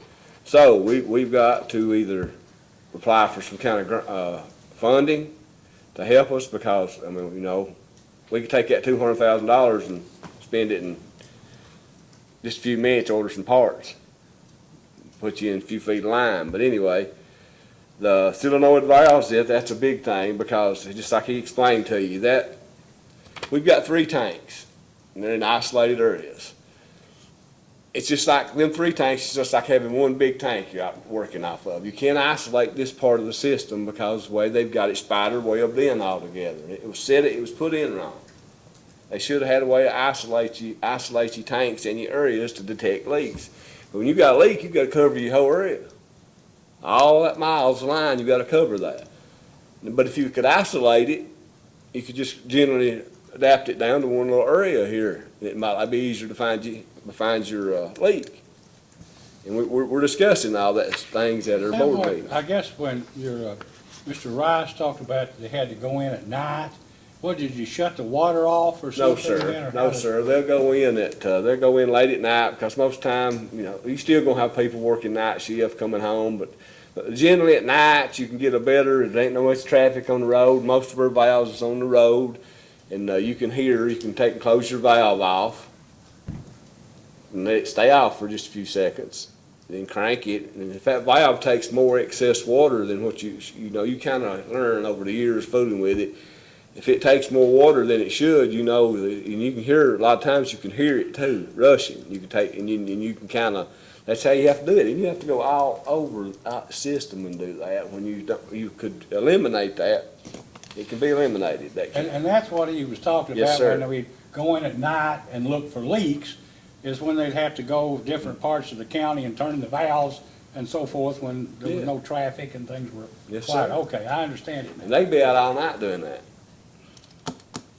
trying to find leaks.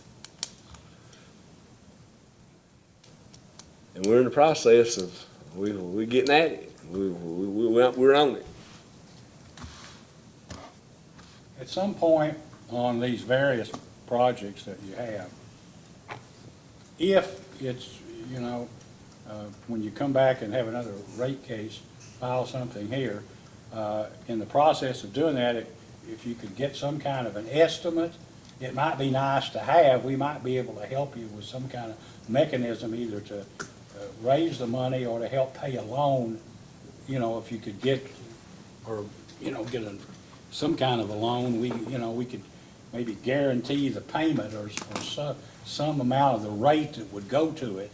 Sir. We've done that for some people in the past, and it may or may not be of interest to you, but if it is, then providing some of that information on what the probable cost would be, or have an engineer submit something would probably be helpful to you. We're in the process of doing that with Mr. Maggard right now. When he comes to our board meetings and we discuss those things, it's just like a process we're having to go through because of money. We're prioritizing what we need to get done, and those valves there is one of them. So we can isolate an area and find the leak quicker, where you could be out 2 nights in a row and spend man hours after man hours, and if you can be out 2 hours and isolate it and find it in 2 hours. I mean, it's just, How many valves are you talking about?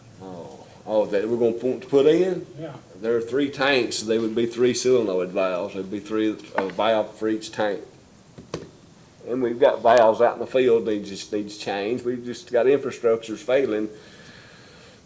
There's just a lot of work to do out in the field that we gotta get done.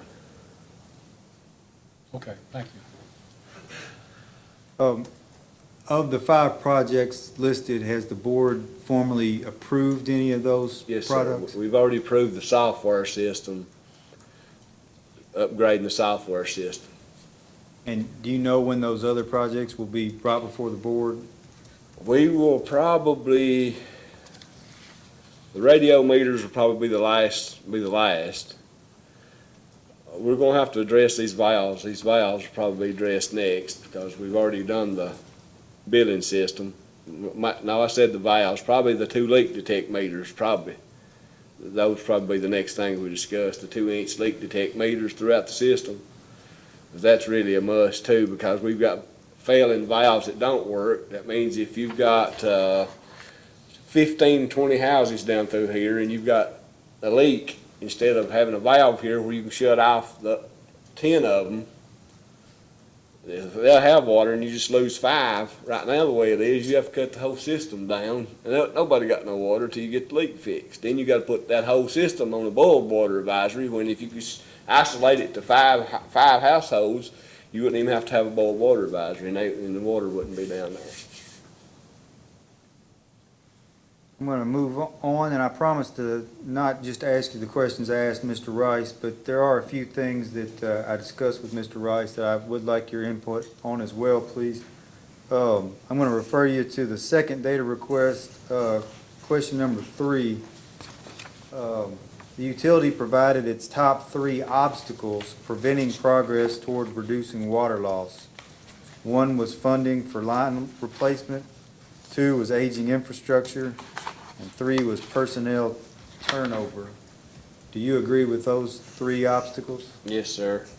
And do you have any more input as far as what you believe is necessary to overcome those obstacles?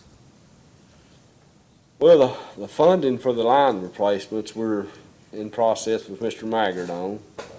That would cover the line replacements and aging of the system's infrastructure. And the turnover of personnel, let's go over that just for a second. I'm with you. An employee starts out there at $9 an hour. They can go to McDonald's and make that. And this is hard work. This is hard labor work. You get out here digging with a shovel in mud and water and staying out all hours of night and winter time. We just are not at this time able to afford to pay employees the funds that, they're needed to be paid, and we're going to address that down the road. But it's hard to get men to stay at a job making $9 and $10 an hour. We got a man that runs a backhoe that go somewhere else and make $18 or $20 an hour. You know what he makes down there where we work? $10 an hour to run a piece of equipment. So he might stay. We have got to get this straightened out to where we can keep good men at skilled positions. You can get anybody to read a meter. You can't get just anybody to operate the field. You can't just get anybody to run a backhoe. You have to pay these people. And we've just not been able to do it right now. Thank you. And of course, the aging infrastructure, that's just anything. Yeah, that's stuff that should have been done years ago, should already been updated. But the lack of valves that work, I was explaining that to you. I was telling you a while ago about the valves. You go to a valve, you need to shut it off, and it's been sitting there so long, it's never been used. You can't open it or close it. Say you need to close it, you can't close it because it's been stripped out, or it's just sat there so long and never been turned. It's just, those things need to be got on and turned regularly. Just every so often go down there and turn them on, crank them, keep them moving because they seize up. We've got, I couldn't put a number on them really. I don't know if Jerry can. I couldn't put a number on the valves that we need replaced right now. Those are not cheap. We've already covered that. I apologize. Just one moment, please.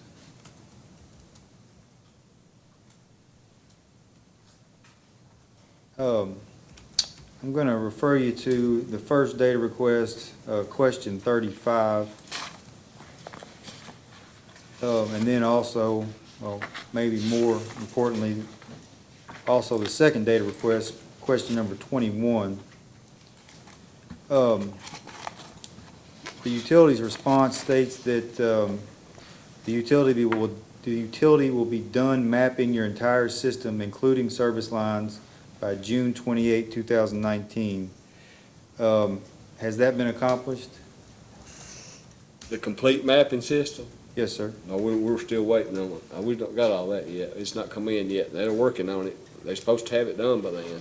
And how, I can get back with you on that, and I can get back with you on that and tell you that it has been done. okay. What, has anything been accomplished regarding that, or does it still just need to be done? It's just, he's in the process of it. It's not done, though. In the process, meaning that it's started, or? Yeah, it's been started. I don't know exactly how long it's been going on, started, but he gave us a deadline of the 28th. So And who's in charge of that? that would be, I'm bad with names.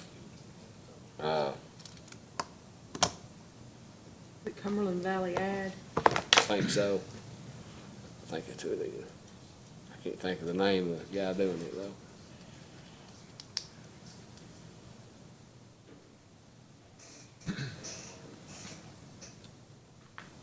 I'm sorry, I didn't hear you, sir. Yeah, he's in the process. I think it's Cumberland Valley. I'm pretty sure it's who it was.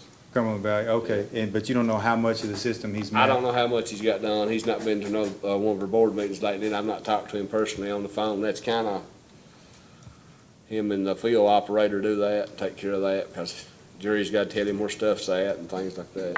Okay.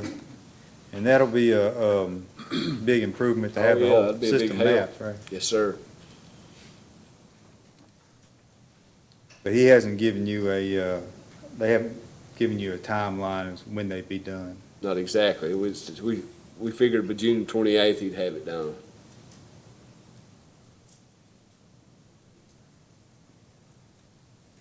Um, We haven't got it yet. The utility stated in a response that it has not conducted a comprehensive water audit. Are there plans to do so, to conduct a comprehensive water audit? Or do you need outside assistance for that? We will probably need outside assistance because this is going to be done down the road. Like I said, I've been there a year now, and we've got our new management. We get a meeting once a month. We got to prioritize everything, and water loss is a priority, I know, but there was all so many other issues that had to be took care of too, addressed. People getting their bills and things, but anyway, yeah, we're going to address that, and we will probably have to seek outside help on that. Because Do you we're have any idea- understaffed. We just got 4 men working. Do you have any idea of who you might try to get help from as far as outside? No, sir, I'll work with rural water. We'll probably work with rural water and see if they can kind of maybe guide us the right way, send us, talk to, somebody they know or something. That's Start with- basically what we doing right now. We're fly by night, if you want to say it. We're just trying to figure out the best way to fix this place. And, we've had to ask him to help us. We've had to have outside help all around. So you probably start with Kentucky Rural Water Probably, and yeah. go from there? Yes, sir. Okay. Well, that brings up a question that, how much more personnel do you think you need to get running full steam? Well, with the 4 men we got right now, if they're reading meters, somebody calls the office, we got a leak, that takes them off. They have to stop. At least 2 of them. Majority of the time, if it's on the side of the road, you have to take all of them because you have to have flaggers and things.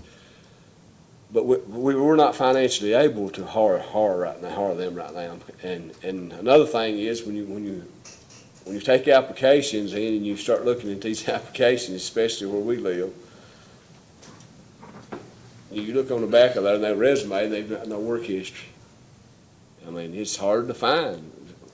We got him out of Leslie County. We live in Clay County. He drives from Leslie County. And it's just workers are hard to find in Clay County.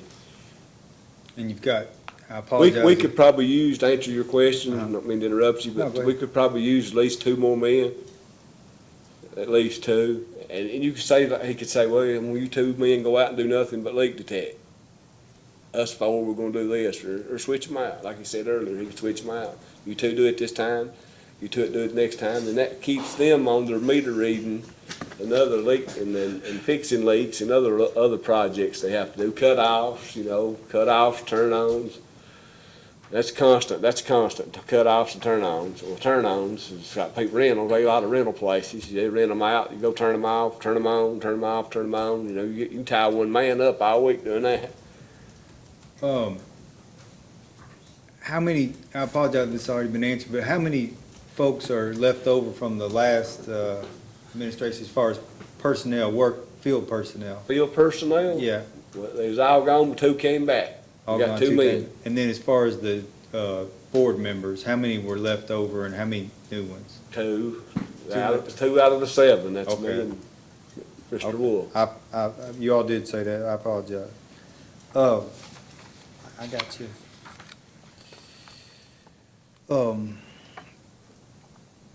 I'm gonna now direct you to the first data request, question number 42, Exhibit K. So first data request, question 42, Exhibit K. all those attachments on Exhibit K are for November 2018, yet the dates in the body of each report is for a different month. July 2018 appears to be missing. Does that mean the fire department used no water for that month? That means they probably didn't report it. And can you explain the process that you all have for getting that information from the Well, fire department? the past process, before this management, the past process was if they go fight a fire, they come in and tell you how much water they used. But now we're fixing to put them a meter down there. We done ordered it, we're gonna put them a 2-inch meter on down there where they get their water, and we're gonna do it that way. That way we know, we don't have to sit back and wait on them to come. We read the meter each month, we know what they used. So the old way of doing it with the old Gone. management was, The old way's gone. trust us, right? I don't trust them. And you kind of had just to wait till if they came by and told you in the old days, but now you're actually gonna put a meter in. We're gonna put a meter down there.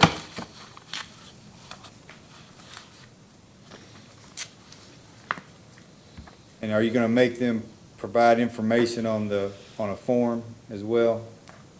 Make them fill out a form, the fire department? Well, we'll be able to meter every drop of water that goes through it. I mean, we can. I mean, we've just talked about putting a meter in. We've not discussed it any further than that. Okay. We can do that. And you say the meter's gonna be put in, you say ballpark time? I'd say within the next month. Other than fighting fires, does the fire department use water for anything else as far as, We have caught them filling their trucks up, and, I say caught them, I really caught them, been told that they've filled swimming pools up. See, that's another thing about our water loss down there. We build Delta Gas. We caught them, we ain't got fire hydrants, we got flushing hydrants. And, we caught them getting water, so we billed them for the water. I don't know how long they'd been getting water there. And, there's another guy supposed to been getting water there. We talked to him about it, and he said he didn't get it, so if we catch him in the act, we can get them, but if we don't, and all I do to him, I say, listen, that's helps, we're looking at it as water loss. If we knew you was getting it, we wouldn't look at it as a loss, but it goes for a loss for us, because we don't know It's where it money. went, we didn't know you got it. Yeah, and I- It's money. Won't you report it to us, well, that's the reason they don't report it, they won't pay for it, but I'm just saying, report it to us anyway. One thing I've seen, of course, I'm from a rural area in Johnson County, sometimes you see fire trucks filling up people's swimming pools. Yeah, that's how, and things like they do that. I got a problem with that. Yeah. and utility doesn't have any zone meters presently, is that correct? Excuse me? Do you have any zone meters? No, we don't have those zone meters. Any future plans of trying to obtain any zone meters? Would that help with calculating water loss?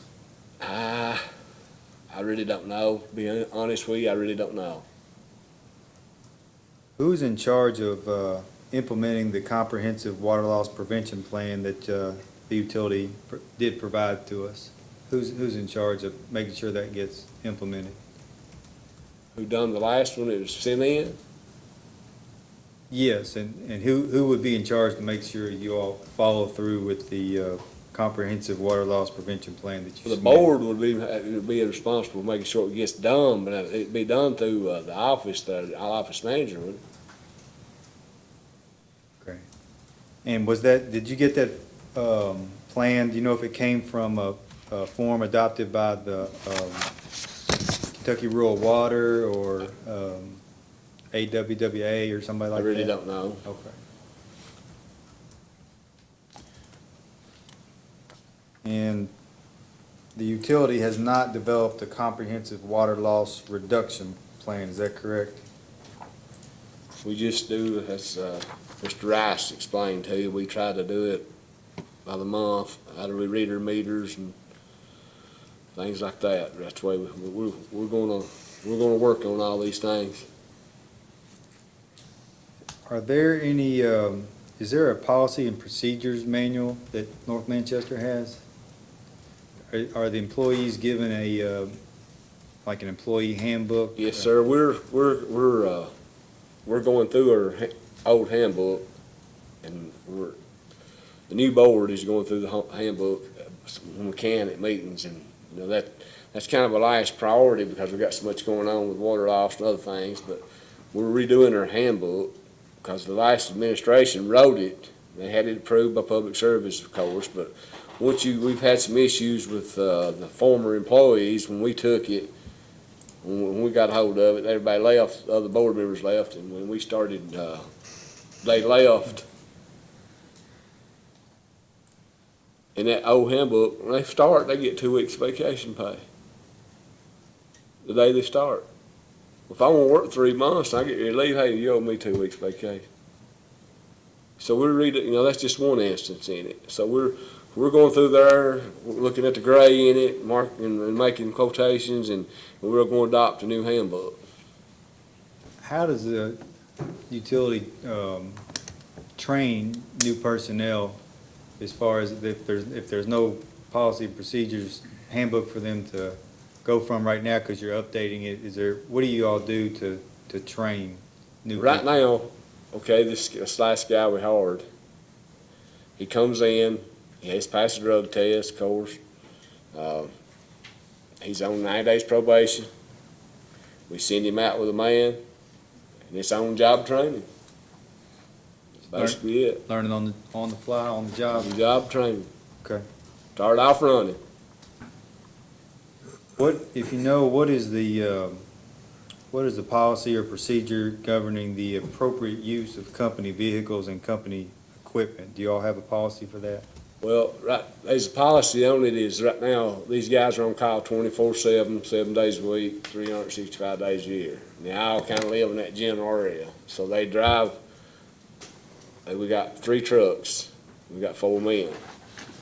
Boss has got one, we got a utility truck and another truck, and they drive them home, and leave them. If we get called out, okay, just say there's a leak 3 miles down the office, we got a guy lives down there. Instead of him driving 3 miles while the water's shooting and gushing up in there, instead of driving 3 miles back to the water company and getting a truck, and he's already got the truck and equipment with him at the house, just get in it, go over and fix it. You know, that's basically what we got right now. They drive a company truck home. 3 men, we got 4 men, 3 of them's got the trucks. Okay. Is there a safety manual that the Water Association has right now that you give to new employees? Yeah, I think they say, I think it's in with the handbook. Okay.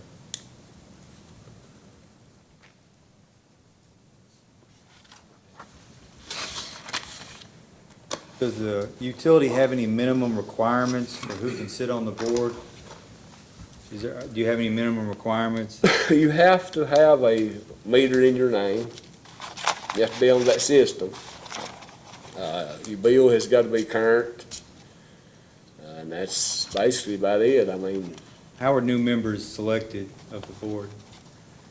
okay, say he wanted to run to get a seat on the board, there's a seat come up. Of course, he'd have to have a meter in his name, his bill current. He'd get out here and find him a few people, maybe come up and vote for him. You know, and they'd come up to our annual meeting in March? March meetings, annual meeting in March when our board, if there's a seat up, is elected new board member. They would come up, bring their people everybody that comes with him has to have a meter in their name and bill current, so they're eligible to vote, and everyone who gets the most vote gets that seat. Just kind of a stand-up vote. Yes, sir.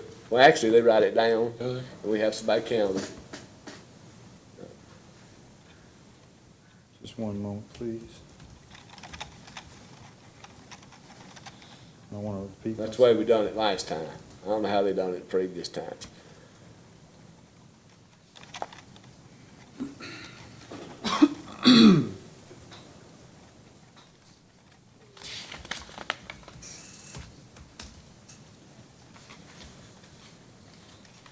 Are you aware of any state, regional ad district, area development district, or county official or representative, any efforts to promote economic development to bring in new business or industry in your all service area? No, sir.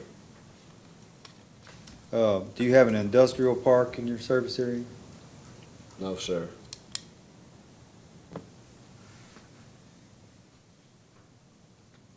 Has any state, regional, ad district, or county economic development official or representative, have any of them come to you to discuss economic development?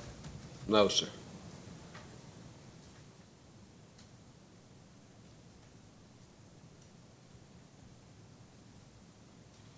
Would you know who would you first contact about such things, or would you know who to talk to? I'm a pretty straightforward guy. I don't trust nobody met yet. I got no further questions, John. Mr. Cicero?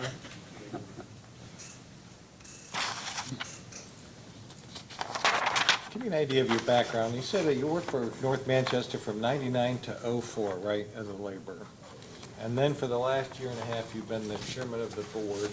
And somewhere in between there, you've done a lot of other things, I think. So between 04 and 18, what did you do? I farmed oil wells, gas wells. When did you come back on the board at North Manchester? Matter of fact, I come back once before and stayed on it 2 weeks. Well, we'll let that one. What else do you have besides, when did you come back before you became chairman of the board? Why did I leave No. in 2 weeks? You've been chairman of the board for a year and a half, right? Yes, sir. But you were a commissioner before you became chairman of the board, weren't you? Yeah, no, I was on, they came to me and asked me to run. They found out those seats was up, the community did, said, listen, we want somebody on there to straighten that place up. So they said, won't you run for that seat? So I did, and I got on, here I am. Okay, so it's a year and a half, you've been chairman of the board, and that was your beginning back at North Manchester. Yeah. And it sounds like you have a lot more of a problem than just water loss because of the situation you were left with. Yes, sir.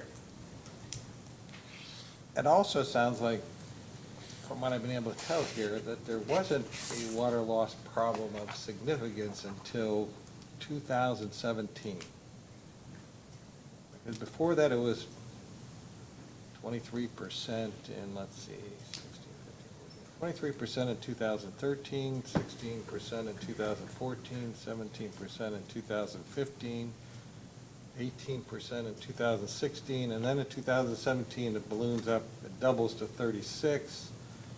I'm not sure what it was in 18, but in 19, it's 49% January, 9% in February, and 45% in March. What all of a sudden caused water loss to double and more than double? I wish I could answer it for you.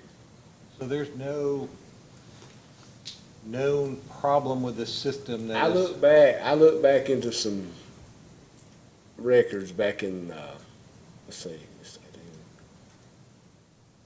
in the early 2000s. And we got almost 2,000 customers, and they had, early 2000s, it's a little bit over 1,000. And we was selling the same amount of water. It's just, I believe over the years, the water's been manipulated, the things I look at. So in other words, maybe it wasn't so good in those earlier years that it's always had this issue, and Yeah. now it's come to light Yeah, because it's there's a coming more right standard. because we're trying to do the right thing. That's Do all right. it the way you're supposed to do it. And we understand that there's been issues with how the water loss or non-revenue water's been calculated, so I mean, that's very possible. So, being the chairman of the board, are you the one responsible that's going to implement all of these changes that have to occur now that you've got all of these new personnel, and you've lost all the documents, all the records, or you're having trouble obtaining them back? I mean, how are you going about this? Well, I pray a lot. Okay. And these men right here are on board. They're on it for the right reason. We don't get paid. And we want to straighten this place out because we want good water. I've got grandchildren and children, and maybe one of these days might want to work for this company. And I want to get it straightened out. And I'm pretty hard person, and I'm gonna see to it that it works out. I'm gonna stay on it. Yes, I'm going to have to implement it. But I've got some good men on this board that they're not yes men neither. If they got an opinion, they tell you, and we're gonna get on this and we're gonna get it straightened out, one way or the other. What about in the office? Hard decisions we have to make. We're gonna make them. What about in the office? We're gonna have to make some decisions in the office right now. We are. We really are. We talked about it on the way up this morning. We're gonna have to make some decisions in the office. Because I think a lot of the water loss problems that exist with many of these utilities is because of a management issue, and not necessarily an intentional management issue in some cases, but good business practices that help an office be managed better, which we talked about that policy earlier, right? Yes, And sir. at this point, I know a decision was made. It doesn't sound like it's a big issue. I don't think that's really been established. But a policy that when you do find theft, whether you're going to pursue it or not, which we believe you should. Now, we have, before he hired him, we put a guy in jail for stealing water. I mean, we had the sheriff go down there and we showed it and took pictures of it. This before he was on. But is it a written policy, a consistent policy, or one time you decided to pursue it, one time you didn't? Basically. Yes, it's just, Needs to be consistent, I understand. If Well- you're gonna do it once, do it every time. if anything, I would say, knowing your circumstances where you had this turnover, many people quit, you lost most of your board members, you lost a lot of your office personnel. If anything were to be learned out of that, that would be that if you don't have written policies and procedures, when you have that kind of a loss of personnel, you find out there's no real map to follow because nobody had anything written down. And I would suggest that as part of your restructuring, which is what you're going through right now, that there be some kind of an effort to be made. And I know there's priorities that have to occur because of the situations you're in, but that can't be left off of the list. No, sir. That has to be included. And, I mean, we're talking, taking vehicles home. Yeah, you've got a reason for it, but I'll bet you there's no policy that says, what the reason is or what they're allowed to do. Are they allowed to drive for personal use? There's probably nothing like that. Intentions are good, but people change over time. And unless you leave a roadmap, it's hard for people to understand what might have been the intentions that occurred 3 years ago or 5 years ago versus what currently happens. Same with procurement. You got a purchasing policy? A written procurement policy? Like invoices when they go purchase something. Yeah, you issue a purchase Yeah, order. we got we're doing invoices now. And who approves it and who matches it up, and Yes, sir. I'm just saying, that Yeah. developing a set of We're- policies and we're working on all procedures. that. We had rural water come and we had a special meeting with some training because we're new. They come trained us on, just say complaints, customer complaints. That's what we went over that night. See, we just get one board meeting a month, and they come a special meeting with us and had a meeting with us and told us what we need to do on logging every customer complaint, how little or how big it may be. Log it down, the date, time, who it was, address, and we're doing that. I mean, it's just, we're just getting started, and we're trying to get all this stuff, and it's just so much of it, and we're working on it. So you mentioned that again, about meeting once a month, and then you mentioned a special meeting. And during this time of transition, is the board meeting more than once a month? I mean, it sounds like it's something that It's may, first Monday every month. but you don't schedule anything in between to handle. Well, we got some of them that works, some of them's got different things they have to do, and, that's, when we took over, that's what was in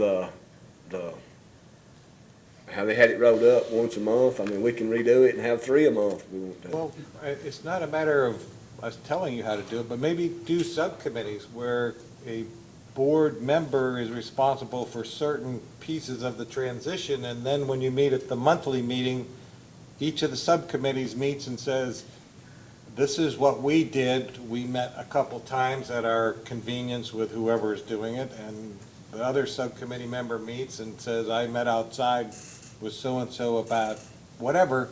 I'm just saying, once a month makes it more difficult to make progress. And I understand schedules conflict and you're not being paid. That goes with the territory that you're doing a service to your community. Exactly. Exactly. But there might be a way to get more time in on getting this turnaround to occur than just once a month meeting. I've discussed this with a couple of the members, about we need to start meeting more often because we got so much to do. You talked about trying to maintain a stable workforce, and $10 an hour was all that you're paying right now, is that right? Except for our field man, our field operator, And they make 11, 12, 15. 15. You're in here right now for an RF, right? A rate increase? And you realize that if you actually show that you're underpaying your people and you give them a raise, and then you come in for your rate increase, that's a known and measurable change, that could go into your rate increase, and you could actually, how often do you give a raise? When was the last time you gave a raise to your people? We give one man a raise a couple months ago. Was that a performance raise? Yeah, they evaluate them yearly. And based on that yearly evaluation, do they receive an annual Yeah, increase? yeah. So you're giving annual increases? Well, we're gonna try to. Nobody We've there? not, we've There's not. nobody there that's been there. We've not. What I'm saying is, that's what we want to do. We want to be able to, I want to be able to call, hey, come in here, Mr. So-and-so, sit down in front of the board. We've talked to your supervisor, we see your work performance, well, this year, you know, you're up, we're gonna give you a raise. Now, you know, I've already had one ask me for a raise, and I told him no. His evaluation wasn't good. He ain't been there 3 months, already wanting a raise. Okay, that's good. Again, that's something that would go into some kind of a policy that says this is how we do appraisals and how we're going to give raises. My comment is directed more to if you believe that you're below the market in your area and you wanted to give a general increase to your employees of $1 an hour, I calculate that out for 4 people, you're probably, cost you $12,000 with benefits or something like that. If you had that established before you come in for the rate increase, the $12,000 could be in the rate increase, and you could be able to afford to give that general increase of $1 an hour. I understand. If there's that much of an issue with trying to maintain staff because you are paying the same as McDonald's, then you're probably underpaying your staff. That would be a problem, I would think. Yeah. So you've got 2,000 customers, right? Approximately. That's what they estimated at. It's like, it runs anywhere from 1,670, 1,800, they just throw that round number in there, 2,000, so I mean. Has anybody ever approached you about buying the Water Association? I'm sure. There's never been any consideration as Oh, far they threatened to take it from us, who threatened to? county.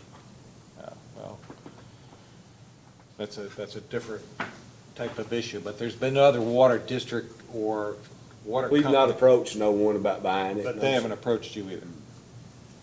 Now, we have approached Jackson County Association and asked them if we could kind of, like, where we buy our water from the city of Manchester, we get a bill every month from them, we have to pay. Then if we buy 35 million gallon of water off the city and we just bill out $25 million in a month, you know, it's just, if we can, they should have been tied in. We're gonna loop into them for like emergency. We're gonna try to loop into Woods Creek, and but as far as selling out, nobody's approached us. And we've not approached nobody. But just curious. So you have 200,000 in the bank? How long did it take to accumulate to 200,000? Year and a half. We had $4,500 when I sat down in the chairman's seat, and he got these men on. Year and a half, we've got $203,000, bills paid. So your accounts payable is current? Yes, sir. Who actually prepares the annual budget? Do you, are you participating in that, or who? Oh, sir. Our accountant and our office manager, When the budget they is, all work together. do they, when they prepare, do they come to the board and they say, here's the budget and is We at it? the board meeting, we've got this, a report, what checks been wrote, what they've been for, and all that, yeah. But the annual budget, they come to the board, your financial person, and says, here's the annual budget, do you agree and do you approve? We've not got that far yet. So there wasn't one in the past? Would, Mr. Woods know more about it? Okay, I'll ask Mr. Woods. I don't have anything else. Thank you. Mr. Matthews? I don't have anything. I just have two questions. One, none of your commissioners are being paid? And I know that you probably in a position to withdraw your present rate case until you get your 2018 audit. Do you know, I would imagine somebody helped you all prepare for this rate case? Was it Kentucky Rural Water Association or somebody? We've had help from them, we've had help from, our brother Woods over there, he helped file it, yes. Okay, thank you. Just a couple follow-ups. Thank you, Chairman. Good afternoon, Mr. Davis. In the minutes of the special board meeting, February 15th of 2018, there was mention of some customers not being charged while on vacation and possibly their meters were turned off. Could you tell me if the board discussed that further and if you took any action on what to do? Yes, sir, we did. Apparently in past administrations that, they would hold their bill up or whatever while they's gone from summer to winter. If they's gonna stay gone all winter, they wouldn't get no bill or anything. And, we've decided that, we're gonna at least get them a minimum bill. You know, cause the meter's still there. If you leave the meter in there and the meter will bottom bust on it in the wintertime, you still gotta service it and whatever, send the man out. So we're gonna institute that to where they, well, if they're on vacation, they're still gonna have to pay at least a minimum bill. Ballpark, how many do you think were doing that?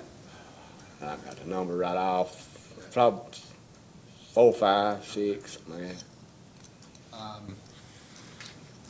In that same meeting, there was also a mention of, I think it was, several accounts have been read but not billed, and we were looking for the reason why. Do you know what the board did with that? Now, I have to go back. When I'm saying going back, I'm going back to previously administrations. When we get this paperwork and things, we found where people would come in. First, let me say this. When we took over, there was $30,000 worth of money out there that had bills that hadn't been paid, so we just started cutting them off and got that revenue back in. But there's also, we found paperwork where you'd have names wrote on it, and whoever who was running the office, they would, I've seen bills as high as $700. If you got a bill for $35 and it's past due, you cut. They should never be a bill for $700, and they're letting these people make payments on it, $20 here a month, $20 a month. Well, it'd take you 2 years to get it paid off, and they're still using water, so we just took and cut it. But the deals, it was just mismanagement all throughout before, and it's caused problems. It's causing problems we have to fix now, and we address those. Yep. So those are tied to the prior administration, and this is totally different. Oh, we don't do approach. that. We don't do that now. We cut them off. Y'all heard or know of anybody of getting free water? Not I mean, we're not giving nobody no free water. I don't know what the past administration done. We're not giving nobody nothing. Is that something you put in writing? Like I said, I've talked to her a few minutes ago, we've got to institute all this stuff, we've got to get a handbook, we've got to get all this stuff together. It's new, all this is new. Understood. No further questions, Chairman. I don't have any questions, Your Honor. Anything else, Mr. No, sir. Davis? May Mr. Davis be excused, at least you may want something, he'll be here the rest of the day. Okay. Yes, Your Honor. You may step down, thank you. This might be a good time just to take a break and come back at 1 o'clock, and Commissioner Sister will finish up. All right? Anything else anyone wants to raise, or any problem or anything? No, Your Honor. All right, then we'll be in recess until 1 p.m. Please state your full name for the record. Teddy Glenn Woods, And Mr. Woods, what is your mailing address? 3605 Highway 638, Manchester, Kentucky. And Mr. Woods, how are you employed? I am a self-employed certified public accountant. And what is your position with North Manchester Water Association? I'm just a board member, sir. Okay. Are you also the accountant for North Manchester Water Association? I am at this time. Okay. And how long have you held the position as a board member? Just a little over a year. And have you also been the accountant for that period of time? No, sir. When did you become the accountant? Late November, early December of 2018. Pass the witness, Mr. Vice Chairman. Mr. Bowker? Mr. Woods, how are you? Better than I deserve. Okay, well, good. Got a few questions for you here. Do you have any responsibility in deciding what projects North Manchester needs to do? Just as a board member, I just Just as have a- a vote. Do you, who decides that to take them to the board for approval? How's that decision made? I guess that would be made as the board as a whole to look at what projects we need to do. Do you have a say in how they'll be funded? Just as a board member, or I have a vote. you've got one vote? Yeah. Okay. Can you explain how the assembling, the putting together of the loan packages that will fund the projects, do you have a role in that? No, I haven't been a part of that. You have not been part of that? Has the board considered any projects to date since you've been there? No, sir. So you haven't been a part of it, but you don't know whether you're going to be a part of it. Is that what you're saying? That's right. Because at this point, you are the accountant, right? I am. And absent your expertise, I'm guessing the board doesn't have anybody else to go through that process? That's probably correct. Okay. Once it's been decided what construction projects will be undertaken, can you explain how the utility procures the construction loans? Do you go shopping for a lending agency? I'm sure we would. Or does the lending agency come to you? I'm not sure about that. Okay. Can you explain how the rates that will recover the construction loans are set? I'm going to jump in. I'm guessing that this whole process is, for you, is an unknown at this point. That's correct. Okay, and I guess the suggestion and what Mr. Bowker is trying to determine is what the process is going to be going forward. So this may be a post-hearing data request where North Manchester puts together some kind of program of how they're going to go forward with a procedure that says that when we have our construction projects and we need financing or we're going to determine how to fund it, that this is what we will do in order to proceed. Is that? Yes, sir. So what, rather than going down that line of questioning, you probably just need to ask him to provide that procedure Post-hearing. after the hearing. We will ask that in a post-hearing data request, and we'll send that to you sometime shortly after the hearing, either today or tomorrow. We'll send you a post-hearing data request asking for that information. Would that be okay? That's fine. It'll come in writing. No objection, that's fine. You were in the room and listening when I brought up the 5 different critical projects that you all listed. Did you hear that testimony? Yes, sir. Do you have any idea, as ballpark, as far as how much each one of those projects would cost? No, sir, I don't. You haven't broken any of those down yet for cost? No. Okay. I'm still trying to straighten up the mess. Still trying to straighten out the mess? Do you have the first data request there in front of you? Yes, I do. If you'll turn to question 16 of the first data request, and then it's actually question 13 of the second data request as a follow-up question to it. In the first data request, question 16, the utility states that when errors or underbillings are found, work orders are made up to investigate and errors are corrected as soon as possible. Can you explain the process from start to finish of how you would find errors, how they are investigated and then corrected?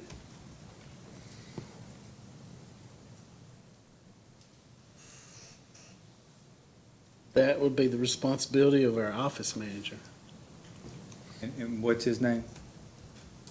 Lonnie Hensley. Okay, so that would be his job? Mhm. Does he discuss that with you at all? No, sir.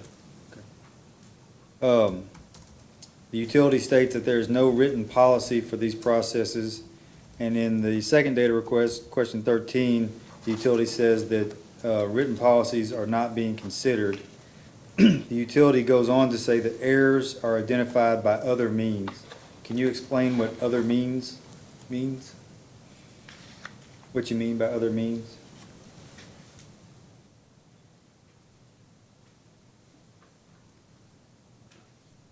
I'm not sure. Okay. Woods, did you respond, did you provide the responses, or who provided the responses? Do you know? I'm not sure. Did Mr. Woods provide the I'm Mr. Woods. Lonnie provide the responses, or? Probably. I'm not sure. That would be, Mr. Lonnie and Mr. Rice. So if you were needed to be called back, can you answer these questions, or is this going to be outside your?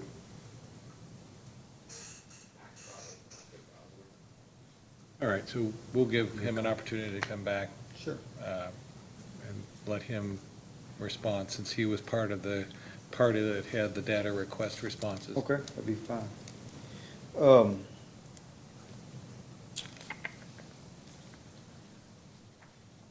Does the utility have a capital spending plan for 2019 or for 2020?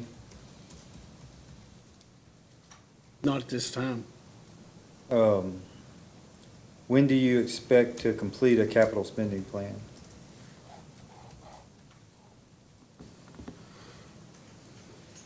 We don't have any plans to do that at this time, I don't think.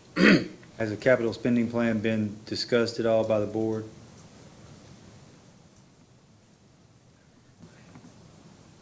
We're just trying to take care of our water losses and maintaining our equipment and getting what equipment that we need to be,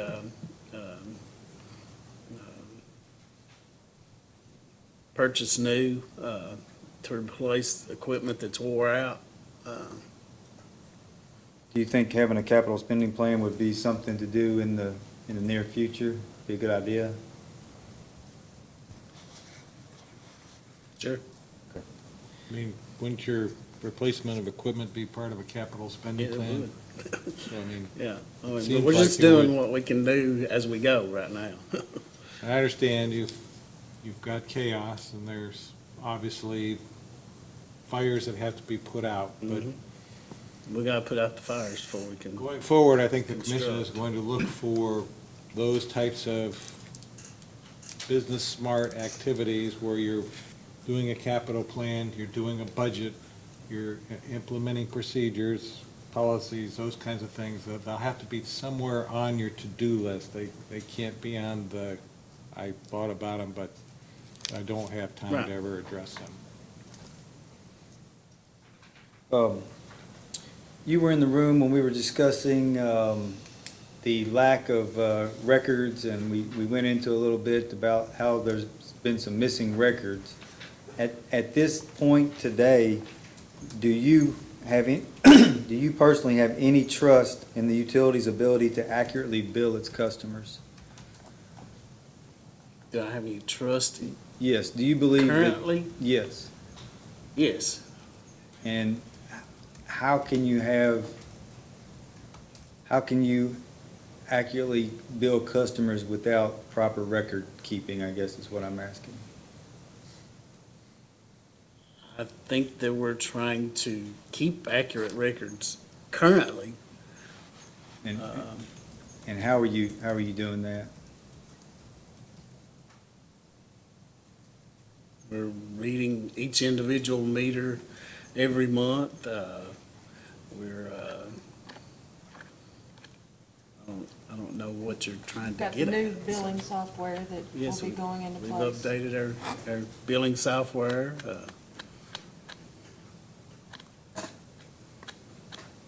I'll move on. If you could refer to the second data request, question 9 and question 10. The utility stated that it has not considered hiring a consultant for leak detection, but that the utility thinks this would be a good investment. How much would a person dedicated to leak detection cost the utility?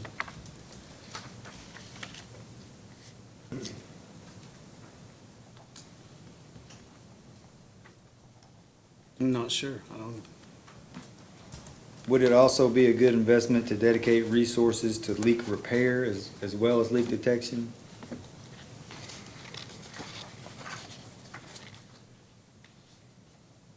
Would it be a good investment? Yes, Yep. it would. Okay. How much extra do you believe it would cost to have a crew dedicated to leak detection and repair? I've not calculated that yet. If we were to ask you in a post-hearing data request to make that calculation, is that something you could provide after the hearing? We would provide the question to you. Sure. Okay.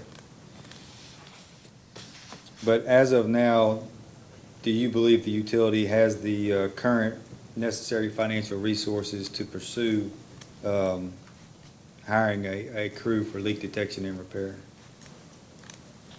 I Do you didn't hear the believe, first part.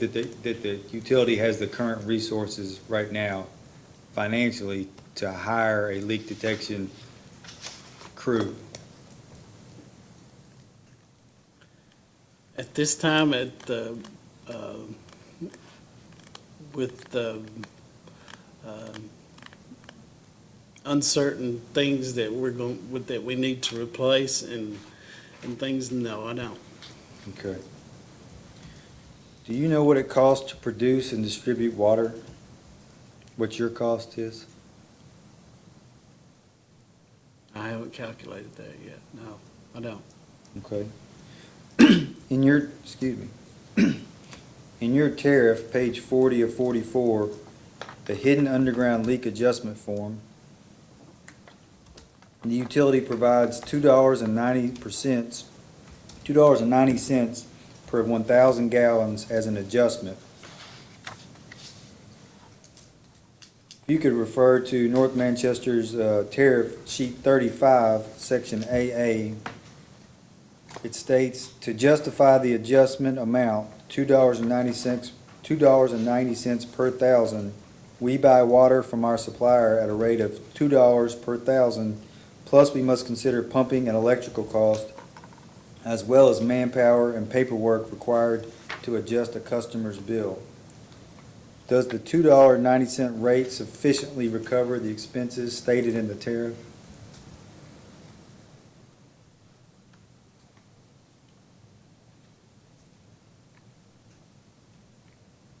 I'm not sure, but I would say that sounds reasonable. Are these expenses reflective of current costs?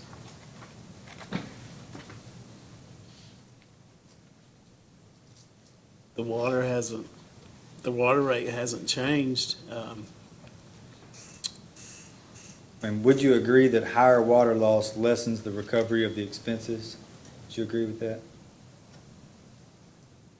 Sure. Okay.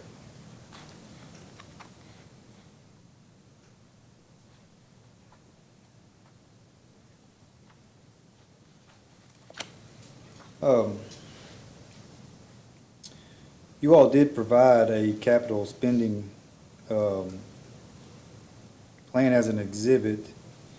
It states the utility is spending $525,000 plus additional costs for line extension with booster off of Blackie Branch Road. Out of a total project cost of $890,000, the utility is borrowing $373,500. It also shows under short-term capital improvements that $53,750 will be spent on various meters and valves. Explain whether any of this equipment goes with the capital projects on the previous page.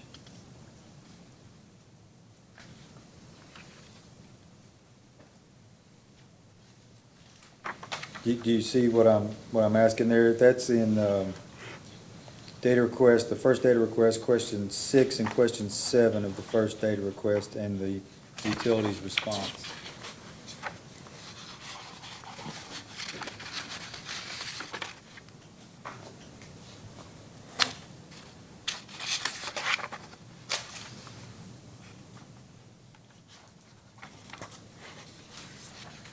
Have you found that?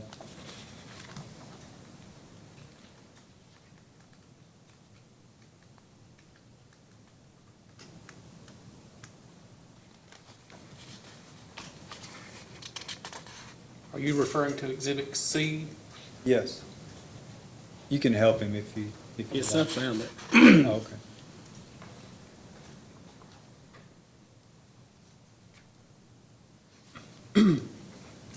Can you explain whether any of the equipment that goes with the capital projects, whether it goes with the capital projects on the previous page?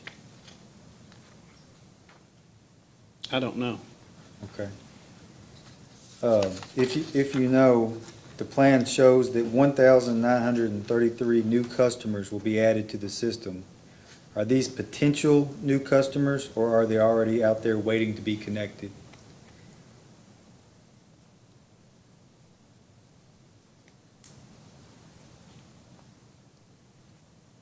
Mr. Woods, if you're I don't- unfamiliar with I this don't see plan, that. is this something that you prepared that you can answer, or is it better for someone else to answer? I did not prepare this. Mr. Woods did not participate in any of these answers. So again, is this something that can be, I'm sure, is that engineer maybe? Mr. Well- Maggard? We were gonna call the engineer next, so. I would reserve your questions because I sympathize with Mr. Woods. He's searching for answers, and I still get to ask you some questions, but I'm through, Mr. Vice Chairman. I have no further questions. thank you. So you've been the accountant for the utility for how long? Since first part of December of 18. And what is your fee? Right now, they are paying me $700 a month. So a minimal amount of money basically to retain you, I'm guessing, for your accounting expertise. That's correct. Are you doing anything as far as the routine accounting functions, or is this a kind of, I'm helping manage the business? I'm just basically trying to straighten up the accounting mess that has been left there. I understand that you were left with a pile of records that were come and get them if you want them. Hmm. I don't know what you're going through to sort it out, but going forward, will you be participating in developing a capital budget or a budget, a fiscal budget for the utility. I'm sure I will, yes. And at this point, is anyone doing a comparison of what's being spent compared to any type of a map that says, this is what we thought we were going to spend, and this is what we're actually spending, and this is the variance, or does that not exist? That does not exist at this time, no.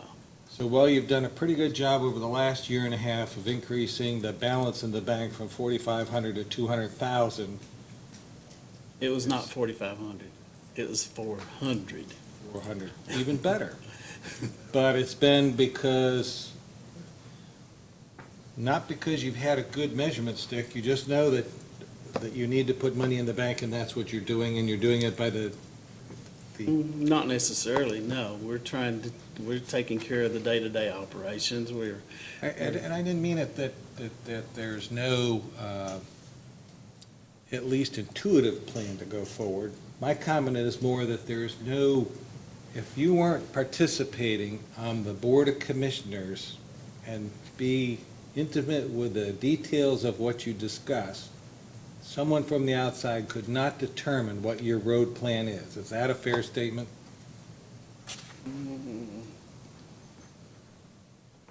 That's probably a fair statement. Yeah, I mean, I can't ask you for a document right now and find out what the plan is going forward, because you don't have a budget, you don't have a capital budget, is that correct? Otherwise, Yeah, do we're you wanna- flying by the seat of our pants. The engineer, did he develop this Exhibit C that has the capital spending of the Blackie Branch Road project? Is that where this came from? Has he presented that to the board thus far? Have you seen this capital plan?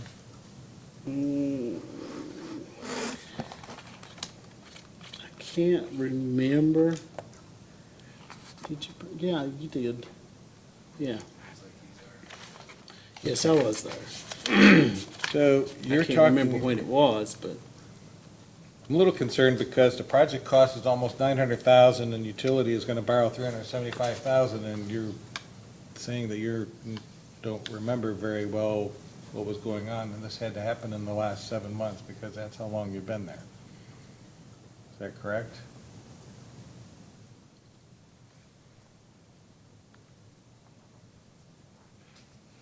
well, it was revised 12/12/18, and that's probably about the time that I began as accountant, so.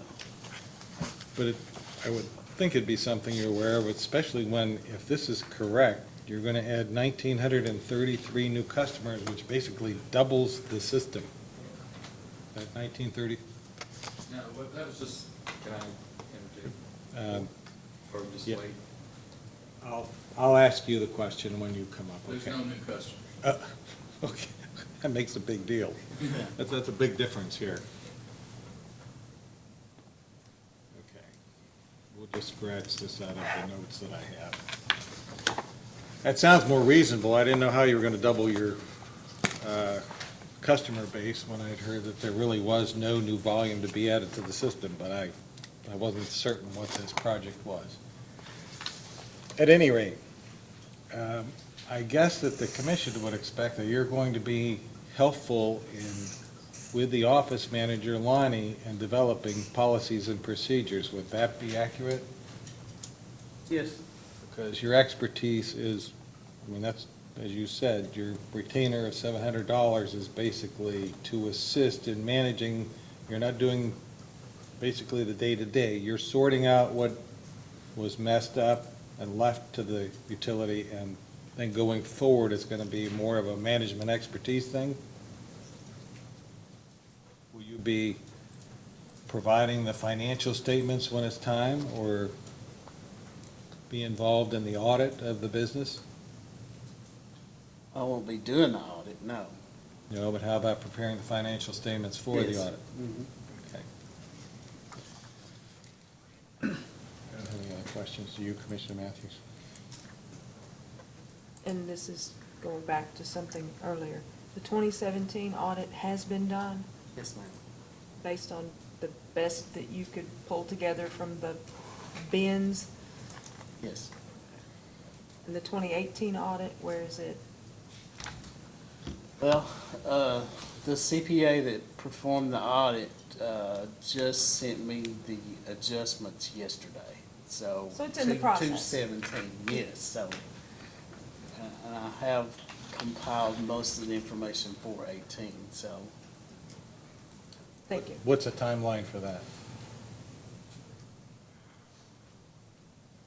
I'd say probably 3 months. Do you know if the utility requested an extension for the filing? Are you familiar? It was due March 30. Of the PSC report, yes. Okay. Yeah, it's extended to the end of this month. Is that it? Is that the 2017 report or the 2018? 2018, Okay. yeah. Anything else? I don't have anything. Mr. O'Neill? Just a couple, do you know the total cost of the 2018 audit? 2018? Yeah. No, I don't know yet, no. Okay. But the 2017, do you know the final cost of that?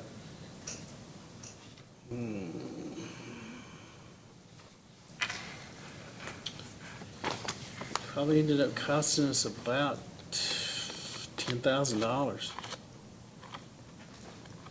What do you think? It's about that. About 11,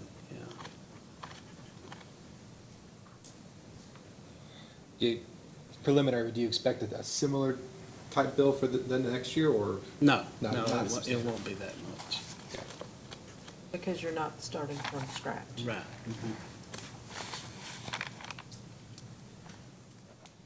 So I guess just, I know you touched on it a little bit but in your professional opinion, you think record keeping, procurement, all those types of things are in a much better place now going forward? Yes. Is that right?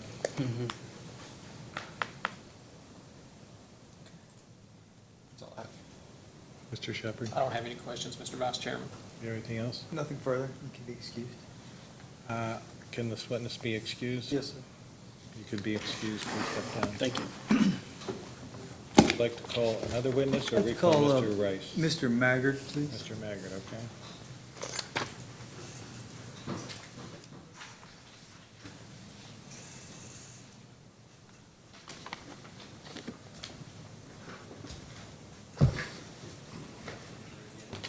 You swear affirm that the testimony you're about to give is true and correct under penalty of perjury? I do. Please be seated. How are you today, sir? Mr. Just Shepherd? fine, thank you. Oh, I'm sorry. Mr. I'm sorry. Shepherd, do the I jumped introduction. the gun. I'm sorry. That's okay. Mr. Maggard, would you please state your name for the record? Michael Keith Maggard, And Mr. Maggard, what is your address? 220 East Reynolds Road, Suite A3, Lexington, Kentucky. And Mr. Maggard, how are you employed? I'm a consultant civil engineer. And what is your position with North Manchester Water Association?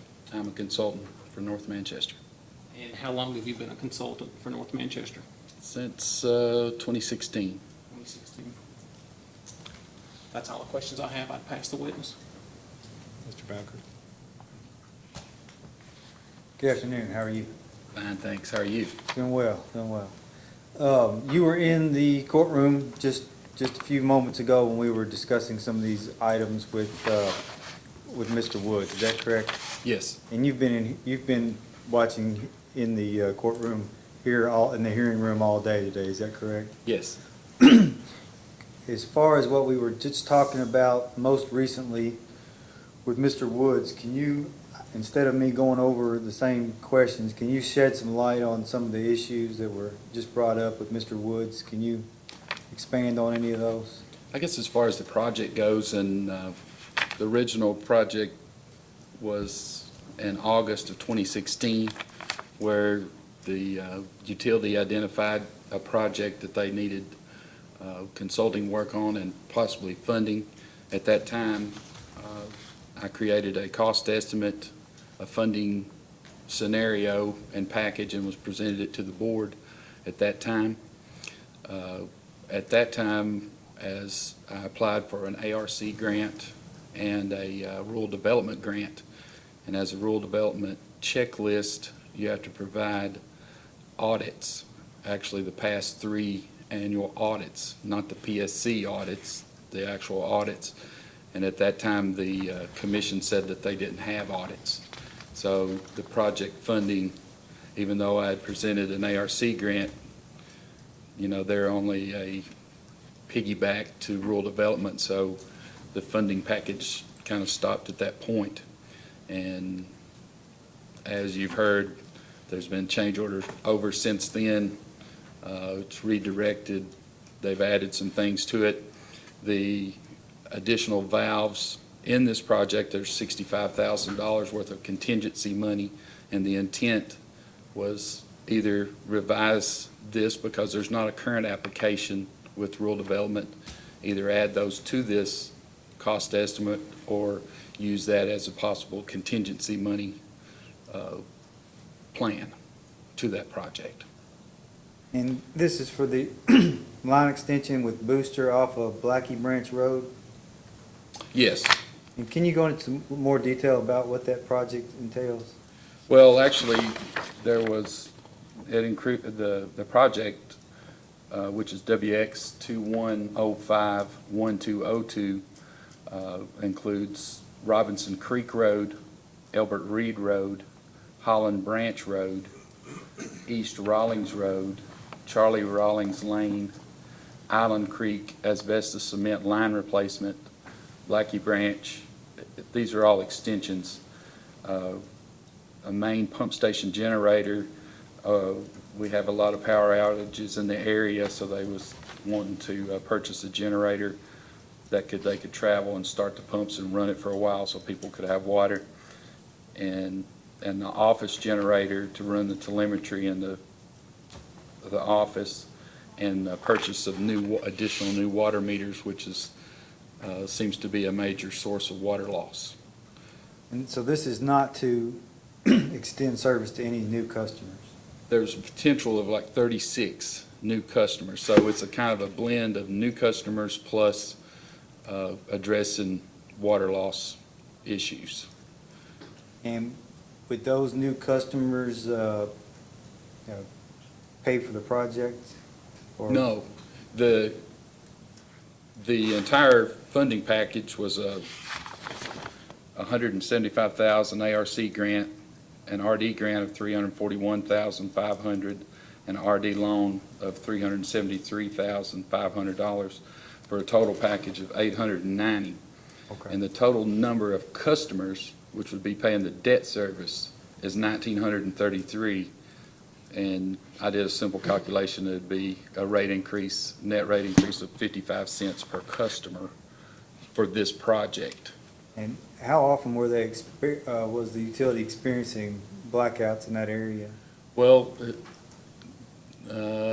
probably every 6 months.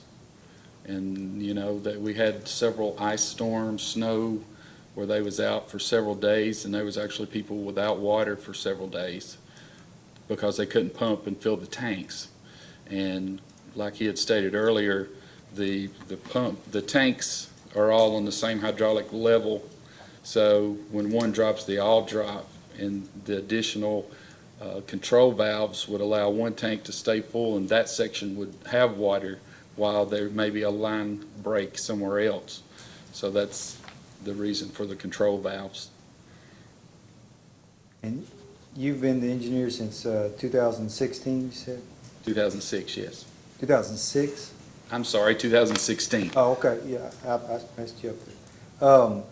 What other projects have you assisted the utility with since 2016?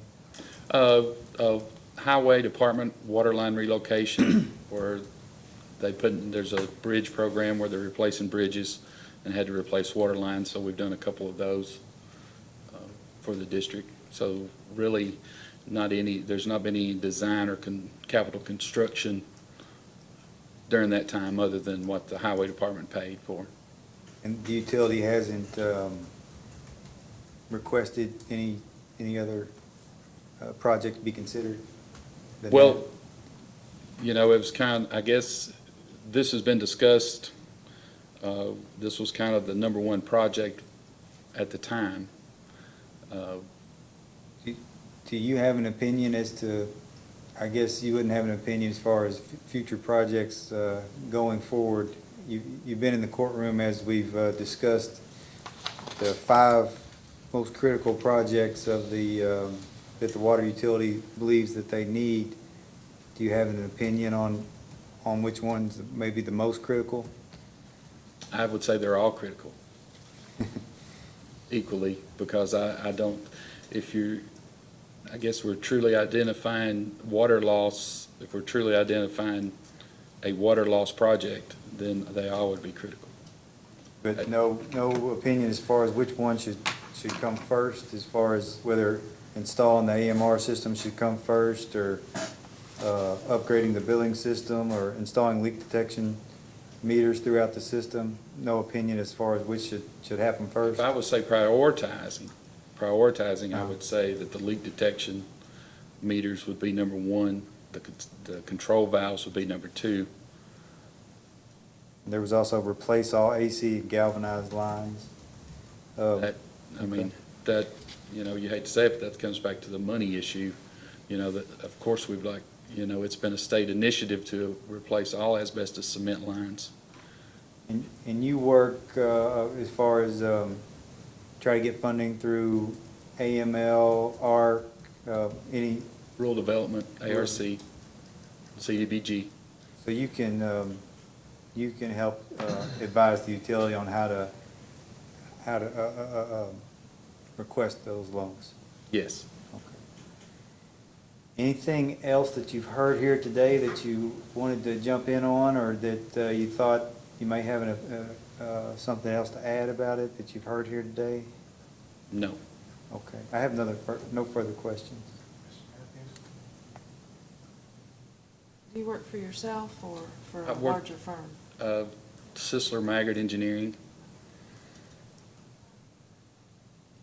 There just seems to be a small group of folks that work in this realm, and I was just trying to see which box you went into. I'll be here probably a couple more times. We'll get frequent flyers. Make sure we stamp your card. Yes, absolutely. Thank you. I don't have anything. Do you have a formal agreement with the utility, with North Manchester? There is not a signed contract.